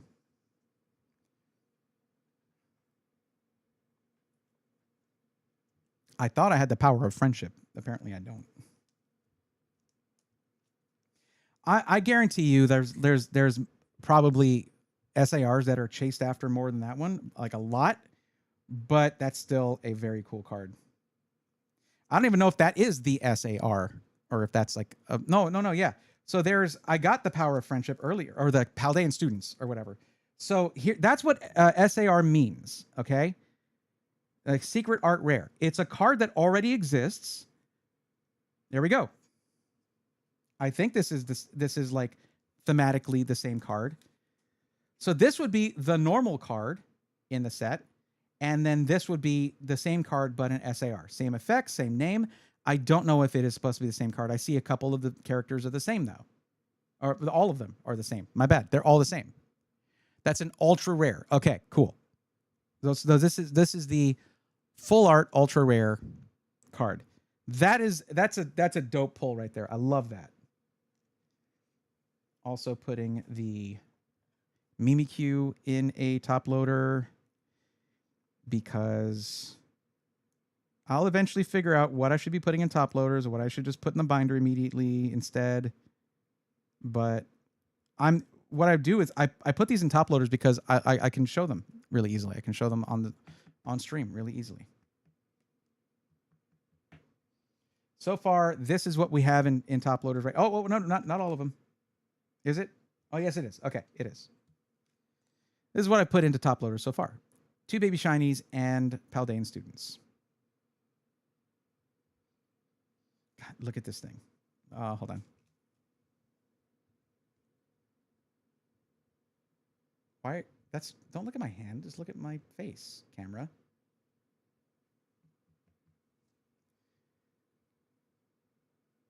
I have to do everything backwards. It drives me crazy. Can you please just go all the way into the top loader? That'd be cool.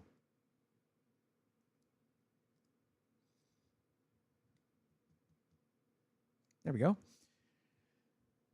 And then I can do that. Just so I can show this off really well. These are so sick. But I want to show you the texture on the ultra rare too. Like this has a texture to it. There you go. You can kind of see it, I guess.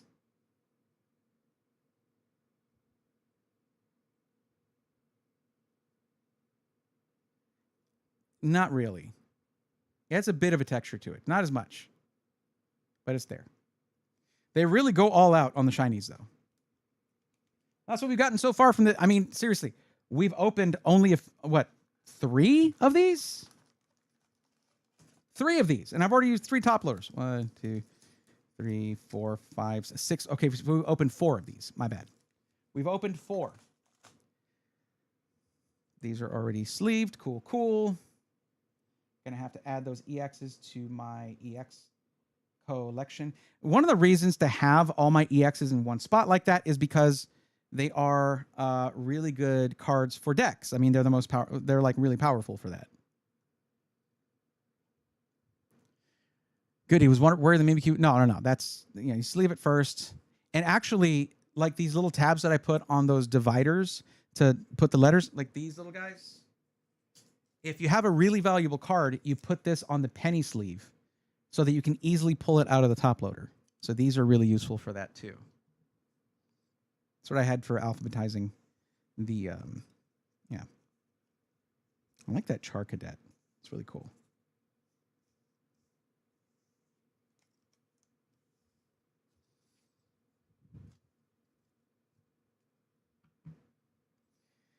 Chat, should I do another one? I don't know. I've been waiting. I've been good. Okay, I've been good. So I have an option for you guys right now. Okay, Shanala immediately. Yes. Okay. I can do one more Shining Treasures or the 2 packs of Mega Evolutions EX. Oh, let me look at that thing you were talking about, Cherokee. Looking at the Power Color Hellhound Spectral White AMD Radeon RX 7900 XT. Okay, so not XTX. Got you. Okay. 20 gigs. Yep, that's the right one. It's a used one on Amazon, $47. You have to remember, Cherokee, like, for one thing, you can get a 9070 XT for less than that. It has less VRAM, but, like, it's a newer card. The 7900 XT came out, what, 2.5 years ago, 3 years ago, almost? Like, okay, I know what you're saying about they were 900 before. That was the MSRP on launch day. 7900 XTs became a good deal for a while because they took, like, after a while of them being out and not selling as well, because they were only $100 away from the 24 gig 7900 XTX. They dropped like a couple $100 off the price, and suddenly the 7900 XT was a really good deal, brand new. So that's one reason. I think that's one reason Alucard's saying it's not that good of a deal. But yeah, I did put penny sleeves before the top loaders. Yes.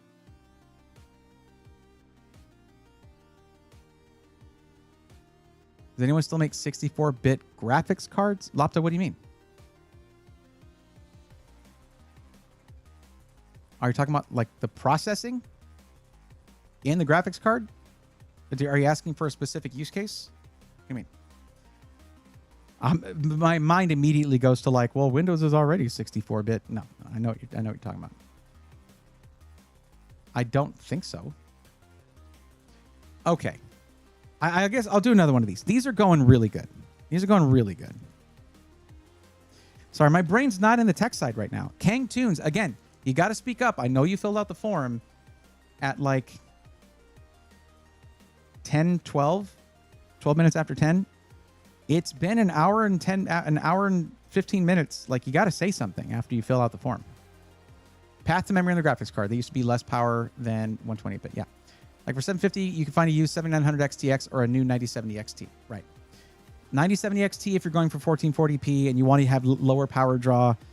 The 7900 XTX can be pretty heavy on power draw, but if you need the VRAM of 24 gigs, it can be useful. Okay.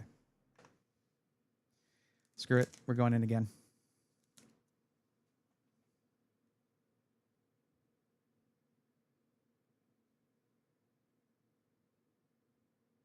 When it comes to making sure that everything's in focus, y'all going to have to deal with me doing that now and then with manually adjusting focus. Sorry about that.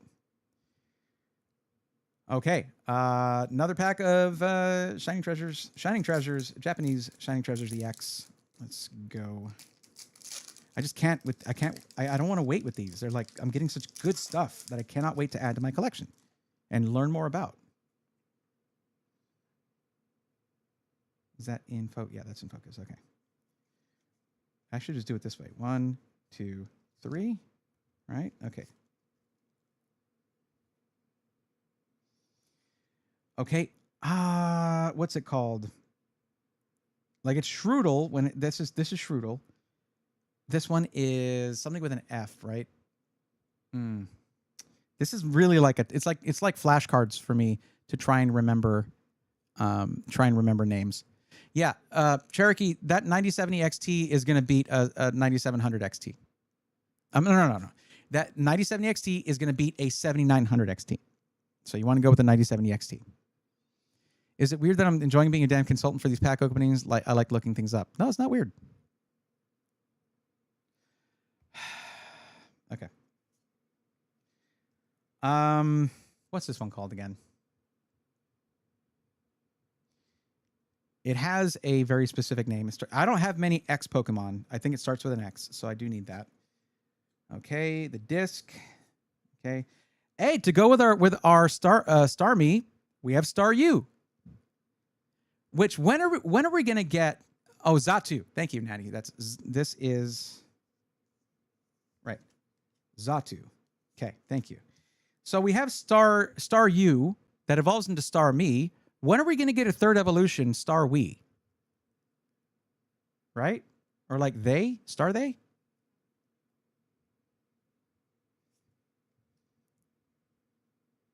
Okay. Got Electrode. Xatu has a smaller version, and that's this. Us. There we go. So this is the pre-evolution for Xatu. And Toxtricity. Love Toxtricity. What a sick Pokemon. Absolutely awesome. And we have a Toxtricity Hollow. Very cool. Wigglytuff. Cool. Wigglytuff. Okay. And I didn't have one yet, I don't think. We have a oh, no. This is like that digital. This is a Slowbro, but with like that digital hollow to it. I don't know how to denote this, how to say what this is. But that's the best thing about doing voiceover is I can sound. I mean, I'm not trying to I'll say I didn't know what this was. Looked it up. It's called yada yada. Love that. Hold on, Shanala. Hold on. Of course, that's from Silver. Of course, that's an emote from Silver. Yeah. And last one. Ooh. Toxicruel. Toad's Cruel here. Okay, Toad's Cruel EX. And then that comes from Toad's Cruel. There we go. I believe that's Slowpoke. Did I not say Slowpoke? Did I say Slowbro? Slowpoke. Did I say Slowbro? Because that's the one with the shell on its butt. No, it's Slowpoke. Thank you. Okay. Okay, got our another EX there.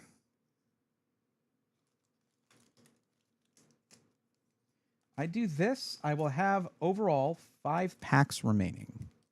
Slowbro. Slowpoke. Yes, it is Slowpoke. Slowbro is the, yeah, okay. Graphii. Thank you. Graphii. Perfect. Thank you, Nettie. All right. We're doing it again. We're doing another one. Where'd this pack come from? What happened? Okay. See, what I can do with this is I can make a whole short of all 10 packs being opened. I should probably zoom out a little bit just to have more room for the edit. Hey, can you not?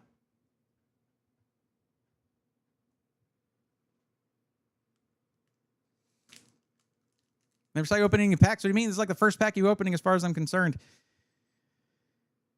Right. Yeah, that sounds accurate.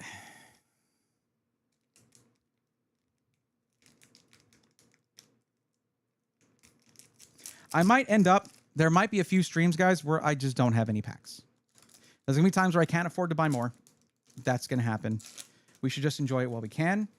I have CES to pay for. That might end up getting paid back to me in some through some content or something. But as things stand right now, I'm paying for CES. So, and I'm getting a larger place than I would normally because of my friend who's going to help out. So, yeah, there's going to be probably a little stretch where I can't open packs for a little bit.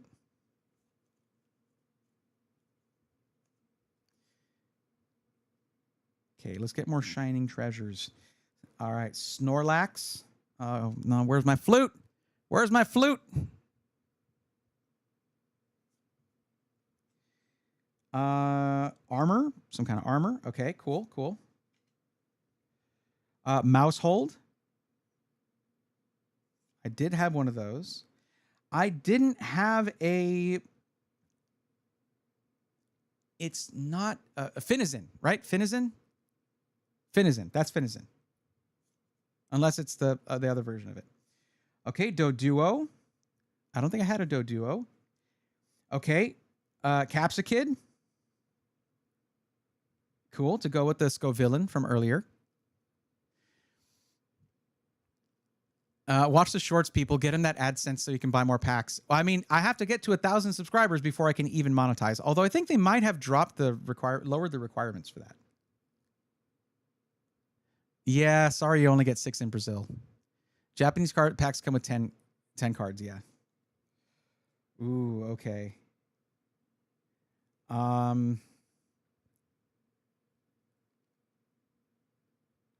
No, don't forget this. Come on. This is the evolution one. It's newer. Whatever. It'll be in the voiceover. Revavroom. Very cool. Revavroom Hollow. Awesome. A Sneasel. Sneasel. Sneasel. Sneasel. This is Sneasel. Okay. All right. Shh. Okay. I got it. I got it eventually. Sneasel. Sneasel Hollow. Revavroom. Revavroom Hollow here. Got the Char Cadet with the digital hollow on it. That is super cool. Like, that's going to be my Char Cadet for now, unless I get a better one. Weavile. Sneasel is okay. Sneasel is a smaller version. Weavile. Thank you. See, it's hard. It is hard. Like, basically, like I said, I'm doing Pokemon flashcards because it's in another language and I have to remember the names of all of these. This is very humbling. Not that I was like very proud of my Pokemon knowledge, but yeah. Oh, we got the Gardevoir EX, one of my favorite Pokemon. Gardevoir is awesome. I still haven't caught a shiny Ralts or Corellia or Gardevoir, even in ZA. Like, I've been making the donuts. I have not yet gotten a Sparkling Power level 3 for Fairy. Once I do, I am going to lock in and get that shiny Gardevoir. Because shiny Mega Gardevoir looks awesome. Like, that's a cool Mega. One of the best. I don't think anybody would argue with me on that.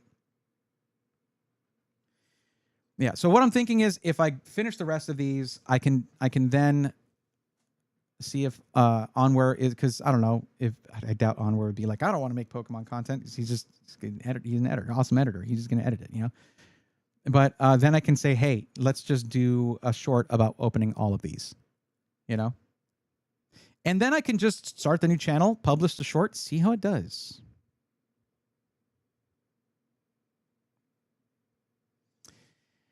Base Station said, hey, so instead of buying a PC, I think I'm just going to upgrade my current PC, currently on a 3070 Ryzen 3800X. I'm getting a Ryzen 900X 3D, 32 gig DDR5 RAM, and then, okay. Wait, they don't have RAM bundles anymore, right? So you're just getting the RAM and the CPU and motherboard bundle? I don't know if I should get 5080 or stick with my 3070. No, you see, the thing is, what Base Station is doing, Alucard, is they're taking 2 turns. Because if you look here, you'll notice that we actually fully helped them out doing an entire build. Well, not a full build, but we showed them a PC at Skytech. So we did a whole session, and they're basically saying, "Hey, you already helped me out, but I'm not going to do any of that. I'm not doing that," which is fine. You don't have to do what I suggest. But if you can afford the 5080, you better get it, because in the next coming months, GPUs are going to be really hard to get. But I would honestly recommend a 5070 Ti instead of a 5080. I think it's a better value proposition in performance per dollar. No, it's okay, Alucard. You don't have the list in front of you. I do. It's okay. But yeah, get the 5070 Ti. I would recommend that. Save $250. You're only losing a little bit of performance. You have the same amount of VRAM, same dual encoders if you were you're streaming. So you have the same dual encoders, same dual NVENC, same amount of VRAM. Just do a 5070 Ti. You're gaming at 4K though. If you can afford it, do the 5080, which it looks like you can. Just do the 5080. But yeah, we're about to get into a GPU shortage. Don't hold off on that. If you can afford it, just get it. Period. Like, even if you just look at the encoding power of a 5080 versus a 3070, you're talking about jumping up to 9th gen NVENC and 2 of them. So yeah, going to be better at that than a 3070 for streaming. Hey, remember we could still buy RAM? Yeah. Well, Alucard, I haven't looked for a little while, but I don't think that, like, Micro Center removed RAM from all of their bundles. I don't know if they've added it back, but I don't know how. It's only gotten worse. All right, chat. It is currently 20 minutes to midnight, which doesn't really hit quite like 2 minutes to midnight, right? It's like you add a 0, it messes up the whole flow. That wasn't in the right key, by the way, just in case you're about to say that in chat. I already know. RAM bundles are included again. Oh, okay, cool. I didn't read your earlier chat where you said that. Okay, so we have 20 minutes.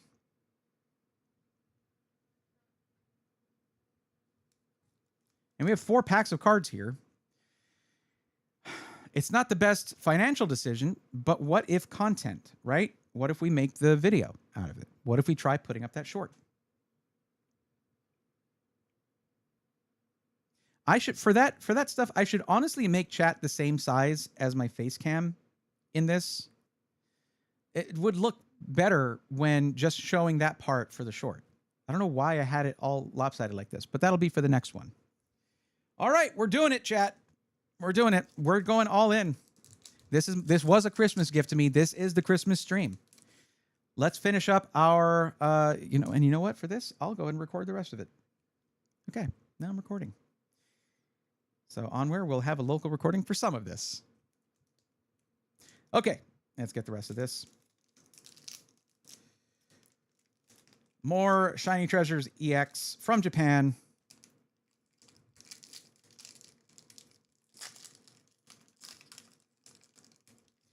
Japanese packs are so much harder to rip. Is that for those who have done this? And is this just me thinking this?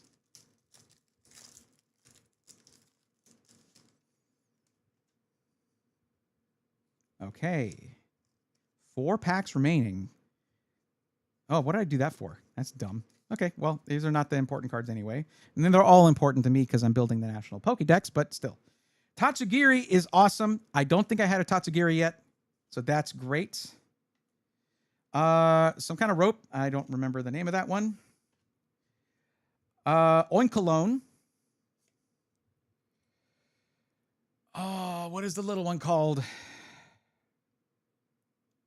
Vroomy or something like that. Whatever the little one's called. That is the smallest, the pre-evolution for Revavroom.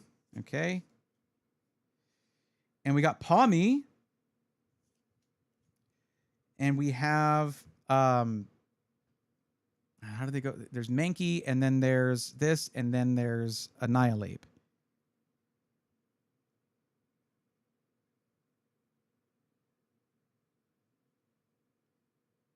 What is this one called again? Is this the Mankey? That might be Mankey. Varoom. Thank you, Natty. That's Mankey. Yeah, okay, Alucard. I did get it before you said that, but I'm glad you did. Grievard. Okay, I have so many of these. Hollows and non. A better Doduo than the previous one, because now we have a hollow.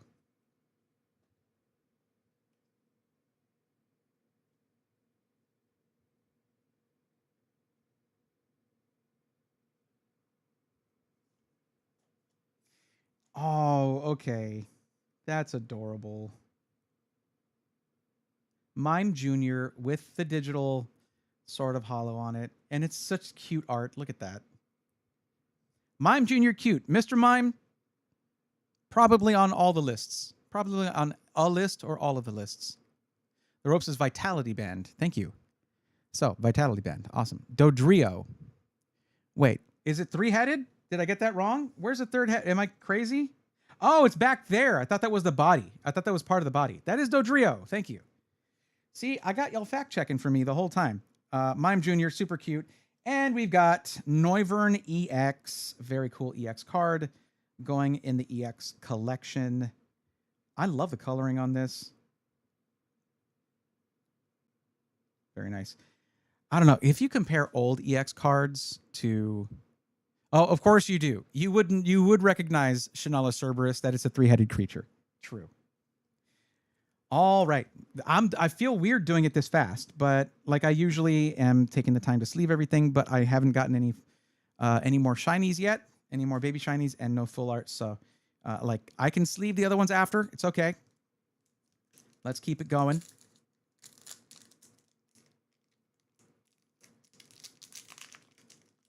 I should be opening closer to the center. It's much easier than trying to open from the top. I'm learning. He's learning, chat. He's starting to believe. He's starting to believe.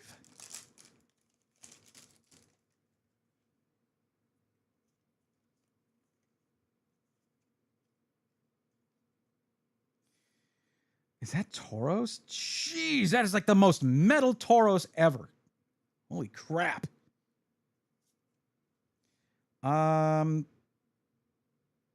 We'll call this tennis court without a net. Pokey court? I don't know, whatever.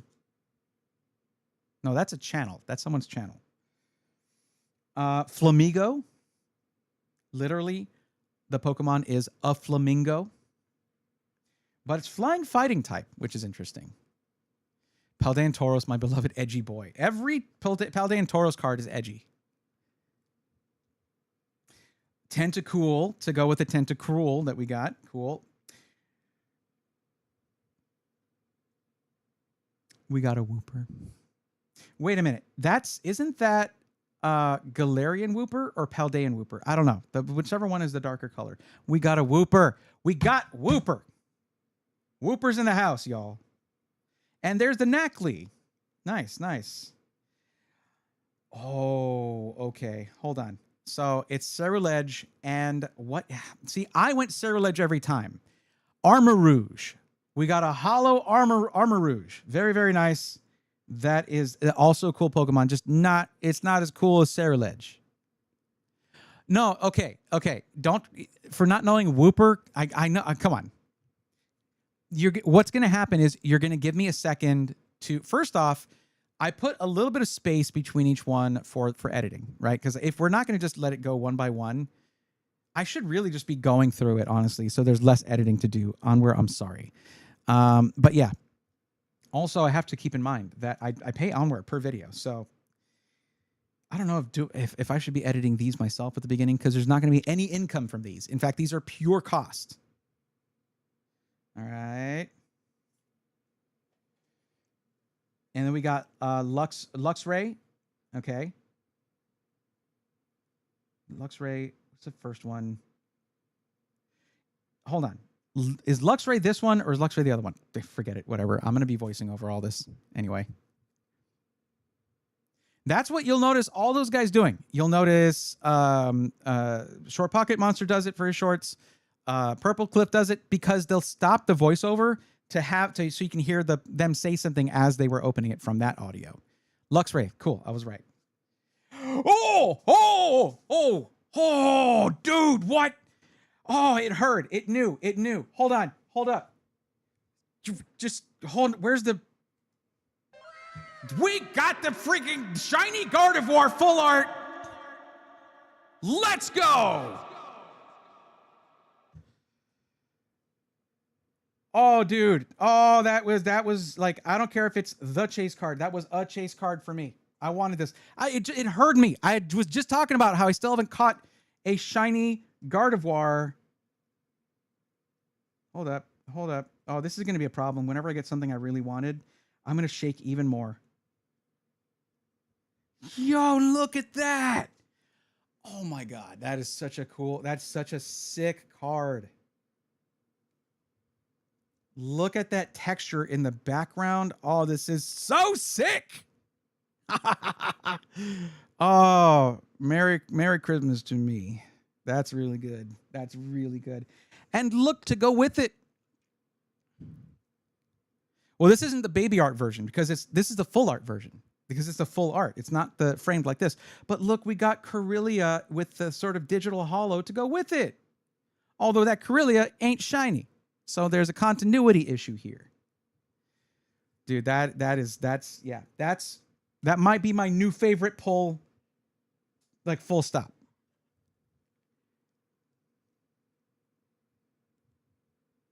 I'm shaking more than normal. Hold on. Yeah, I might get that graded. I don't care what it's worth. I might want that in a slab. Like that's the thing. It comes with this. You get the slab. I might want that graded. I'm not even looking up how it's worth. I don't know. But that's just like so cool. That is so cool that I got that right after saying I still haven't gotten a shiny Gardevoir in game. Let me put these EXs in penny sleeves real quick. 1 second.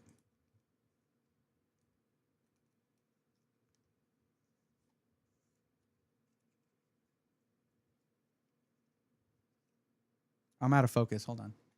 This is where all the...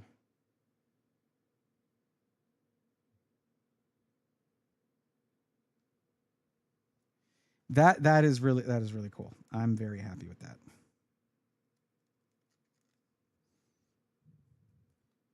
It's the same style though. Yes, it is. That's an effect that they do for the shinies in this set. But the baby shinies are going to be the ones that are in the standard card format, as was told to me. That's what y'all told me. That's crazy. I'm so glad y'all were here for this, especially those of you in chat who really enjoy this. That was a crazy pull. We got to keep this going. I can't stop now. Like, we did get that one ultra rare full art, but that's not an SAR, is it? And we're supposed to be guaranteed an SAR. So I can't not keep going. Let's try this from the bottom. How about that?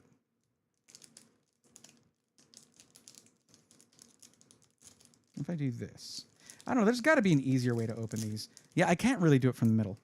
Once I do this, though, from the middle is the best. Like, there we go. It easily opens there, but it doesn't start easily from the middle. Oh man, I'm still coming down from that. Okay, all right. That was such a good pull. More. I have this and one more pack. Like, yeah. All right, Lopta, thank you. I hope you do have some interest in this, because it's a little bit of a new direction for whenever things are slow like this. And who knows, maybe I'll actually become a PokeTuber at some point. That'd be pretty cool. I would love that. Always wanted to cover some kind of gaming, and I love Pokemon. Okay, so we got Clefairy. Or Cleffa, sorry. That's Cleffa. You didn't even have to correct me. It's Cleffa. I got it. And we have Mr. What's his name? Clive, but like out of costume. Forgot what his name is. The director, the Academy director. This is Kilowattrel, but is it just Wattrel? If it's not Kilowattrel, I don't know, but it's that. Look like all the other cards. Thank you. What's up, Jeff? How's it going? Merry Christmas to you. Welcome, buddy. We got the Sprigatito. Okay, I did already have a Sprigatito, but it's such a cute card. That's such a great starter. Come on. We got Shroodle to go with Grafii. My children love Pokemon. Awesome. It is a kind of thing that, like, if you get into the hobby as an adult, it's for all ages, and it's something you can share with your kids, which is really fun. You think they'll make a 5080 Super base station? Don't count on it. They're cutting. NVIDIA there were leaks that they were gonna launch that at CES. Then Ramageddon happened, and basically, instead of launching new cards, they're cutting back on GPU production 40% in 2026, cutting back on consumer GPU production. So, it's probably going to be the 60 series before we see any super cards, or they're going to come out right before 60 series. Anyway, we got Charmander, and we got, what's it called?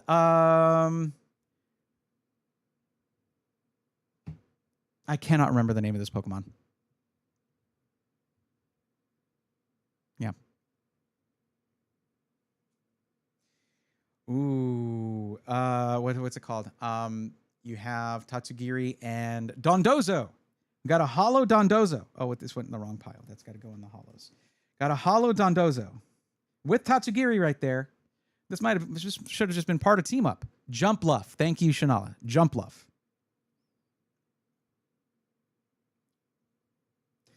Dondozo. Fuecoco with the digital. I like getting these with the sort of digital holo on them. That's really cool. Fuecoco. All right. Okay. We ready?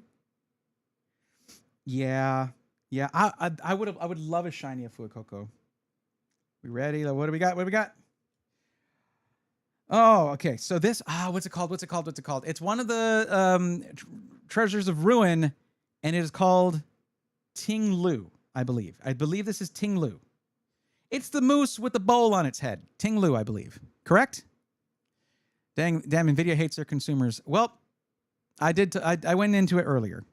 Base station. It's just, it's when there's a RAM shortage. Like already, they were making more money on their enterprise and AI stuff, and so it's like it makes sense to put our money there. When there's a shortage of a necessary component, yeah, it's even more of a no-brainer. Okay.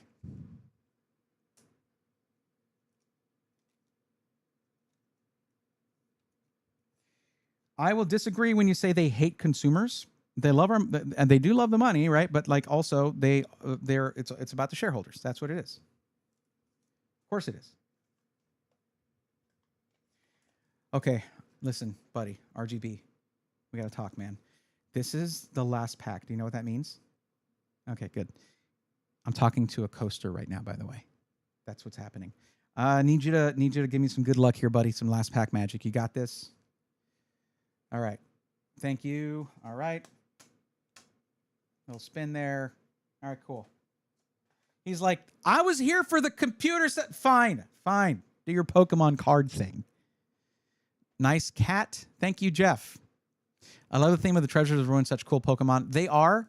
And I got to say, Chi-Yu, I did damage with Chi-Yu in those double battles at Blueberry Academy.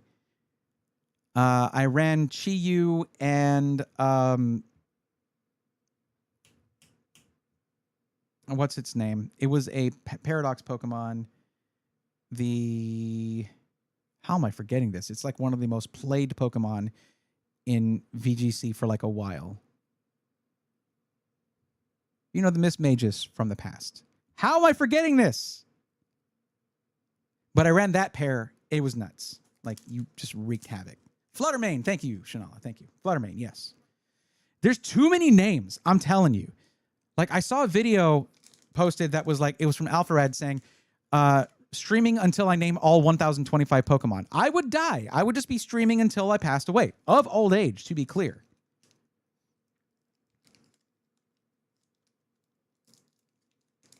Okay, last pack. Let's go.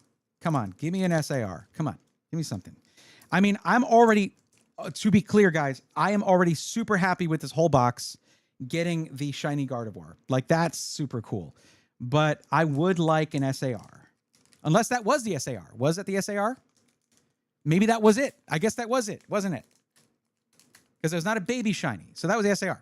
Why not? Let's get another one. If I don't, though, I'm not going to be disappointed. It'll just be a nice bonus if we do. Okay.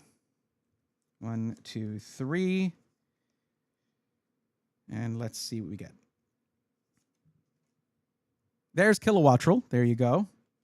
We have an Energy. Interesting. Haven't really seen too many of these. And there's Quaxley, then something, then Quaquaval. And this is the one between. Heck, I have it right here, but I'm not opening that. Okay.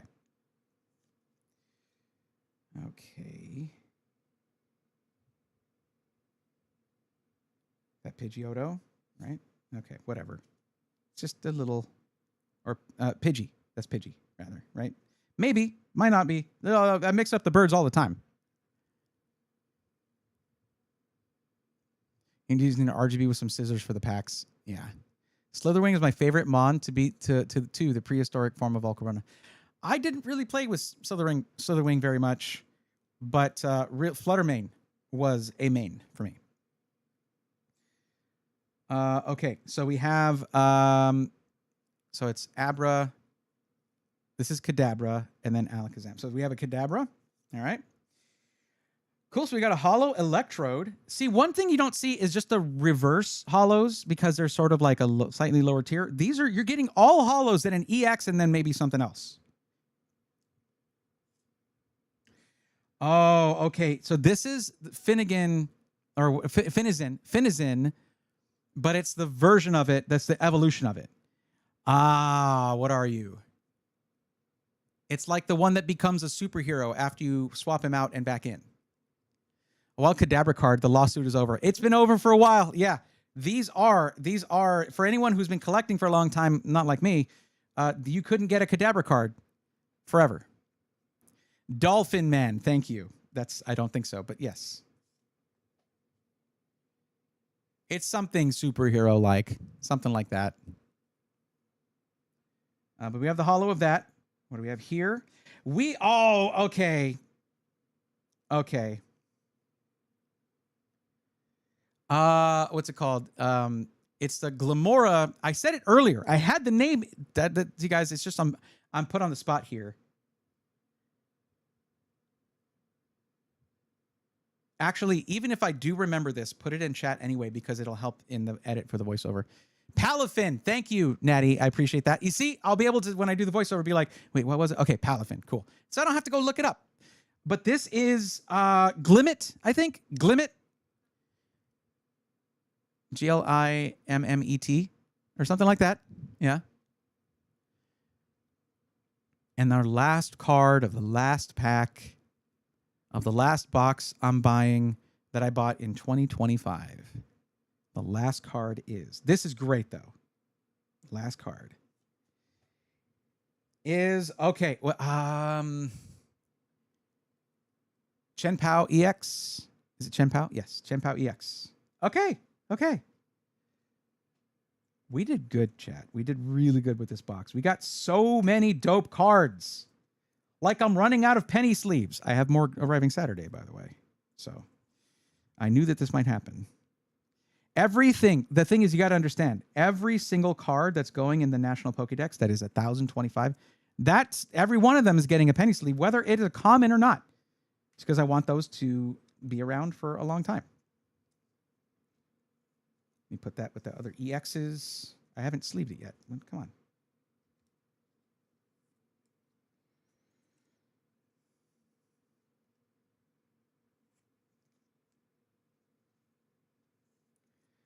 Got the Electrode.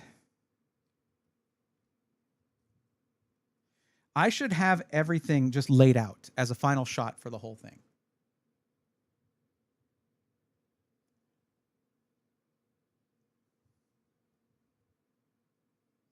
And if I put sleeves on them, they're going to be more reflective against the sort of the top light up there. Make sure I didn't put one of those digital hollow ones in here.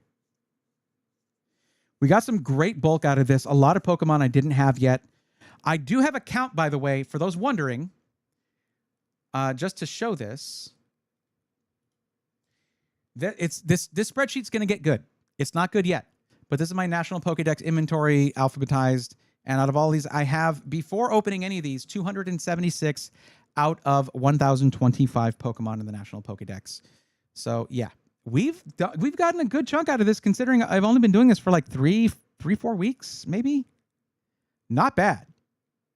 Of course, once we get to where there's like 50 left, finding them could be difficult. But we're not looking for rare cards. It shouldn't be difficult, like, at all. There is a reason, though, why I want to get some 151 packs. My first gen stuff not looking too good yet. But anyways, let me just get a shot where it's all laid out. I don't know what to call these. I need to figure that out, but they're very cool. Just get a bunch of penny sleeves. Might need to pull some more out of the. I did buy a little pack of them, but I have like 400 coming in on Saturday.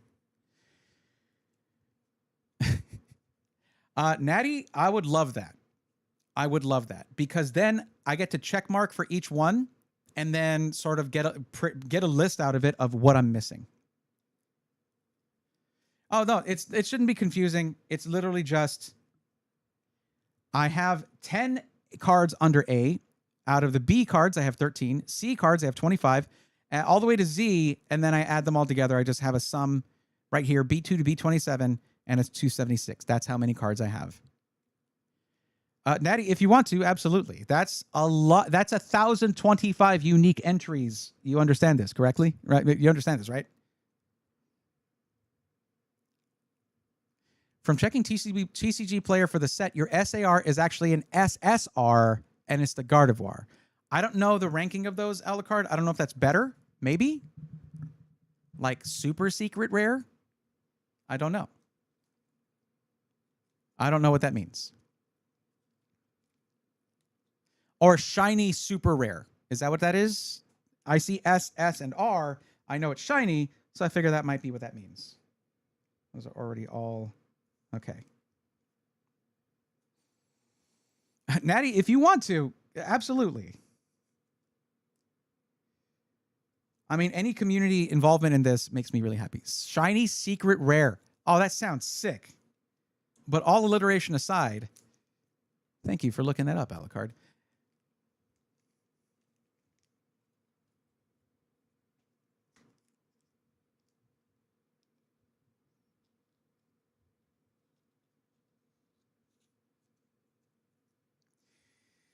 Oh, man. Building a new channel sounds daunting. Really daunting. And I want you guys to know, this does not mean that I'm not building the Braithorn channel back up. What I might do is just... I want to use the Braithorn name more in terms of gaming. That was what the original goal was if you go look at my old content. It was some like tech and tutorial content, some stuff like that, but mixed in was gaming montages for just edited streams, basically edited VODs of gaming stuff from the Twitch streams. I wanted to be a gaming streamer originally. That's why the name doesn't make sense for a tech channel. So maybe change the Braithorn channel to PC Gateway and then start a new Braithorn channel like Braithorn something Pokemon, whatever.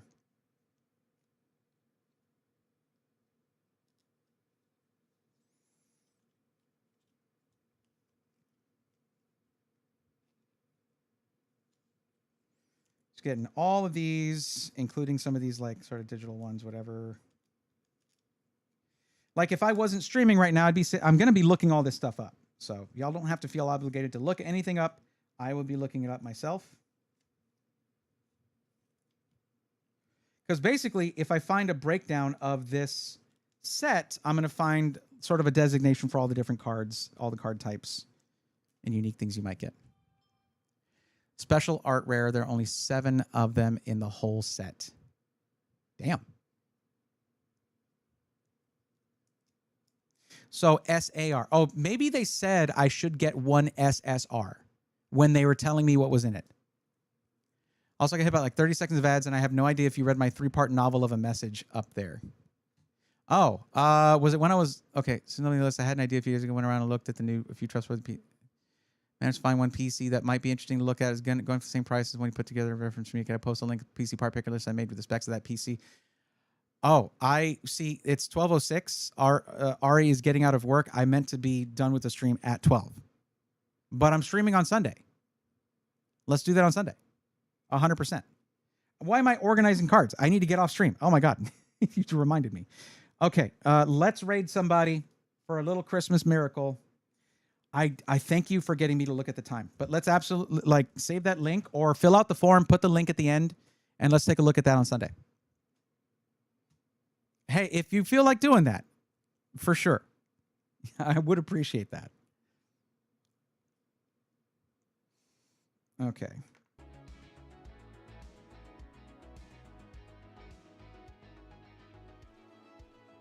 Let's see who's up.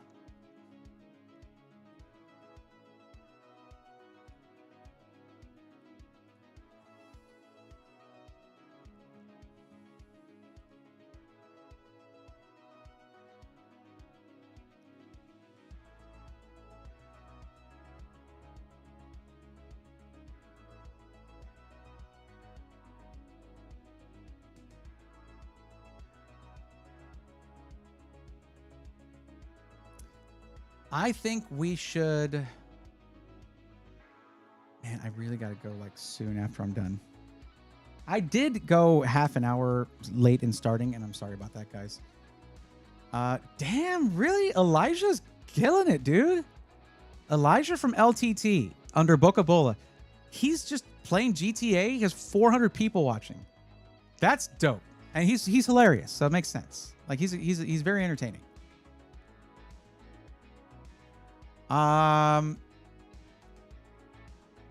We're rating Bastion. Bastion Blue Succubus. Very, very, very cool streamer. They're doing a collab right now. It looks really exciting. Let's get you guys in there. So I haven't had actual work to do in literal years. I'm begging for a creative outlet. I'm going to make the spreadsheet. Hell yeah. Oh, you know what? Okay. If you want, you can do like, you could even do it to where it's like, I mean, of course in Pokédex order, but have tabs that call to it. We're like, okay, here's your water types. Don't do that. That is way too much. Just if they're in there and I can check them off and have a total remaining at the bottom, like I'm good. Elijah has been crazy consistent over the year. He was trying to do like a total of 1,600 hours. That's so much. All right. Well, to my YouTube audience, thank you guys so much for hanging out. Generally, of course, the raids are on the Twitch side. If you want to join, the link is in the description. We're going to be raiding a VTuber friend of mine, Bastion Blue, Succubus87, who is doing a collab. Wait, did they just end or something? Oh, no. Okay, it just paused. Okay, so we're going to go over there. They've been streaming for 4.5 hours. So let's bring a little bit of cheer, a little bit of that holiday cheer in there. And, of course, Twitch chat, thank you guys so much for hanging out. I'll see all of y'all on Sunday. I don't know what we're doing. I might try to pick up some more Pokemon cards. Maybe that wasn't my last box of the year, so whatever. We'll see. We'll see what they have, if they have anything. But we're gonna go ahead and I didn't start the raid. There we go. There we go. Let's start the raid, and I'll catch you guys on Sunday. Until then, happy holidays to you. Thank you for spending your Christmas with me. Or if you didn't celebrate Christmas, thank you for spending your Thursday with me. I'll catch y'all on Sunday. Till then, take care.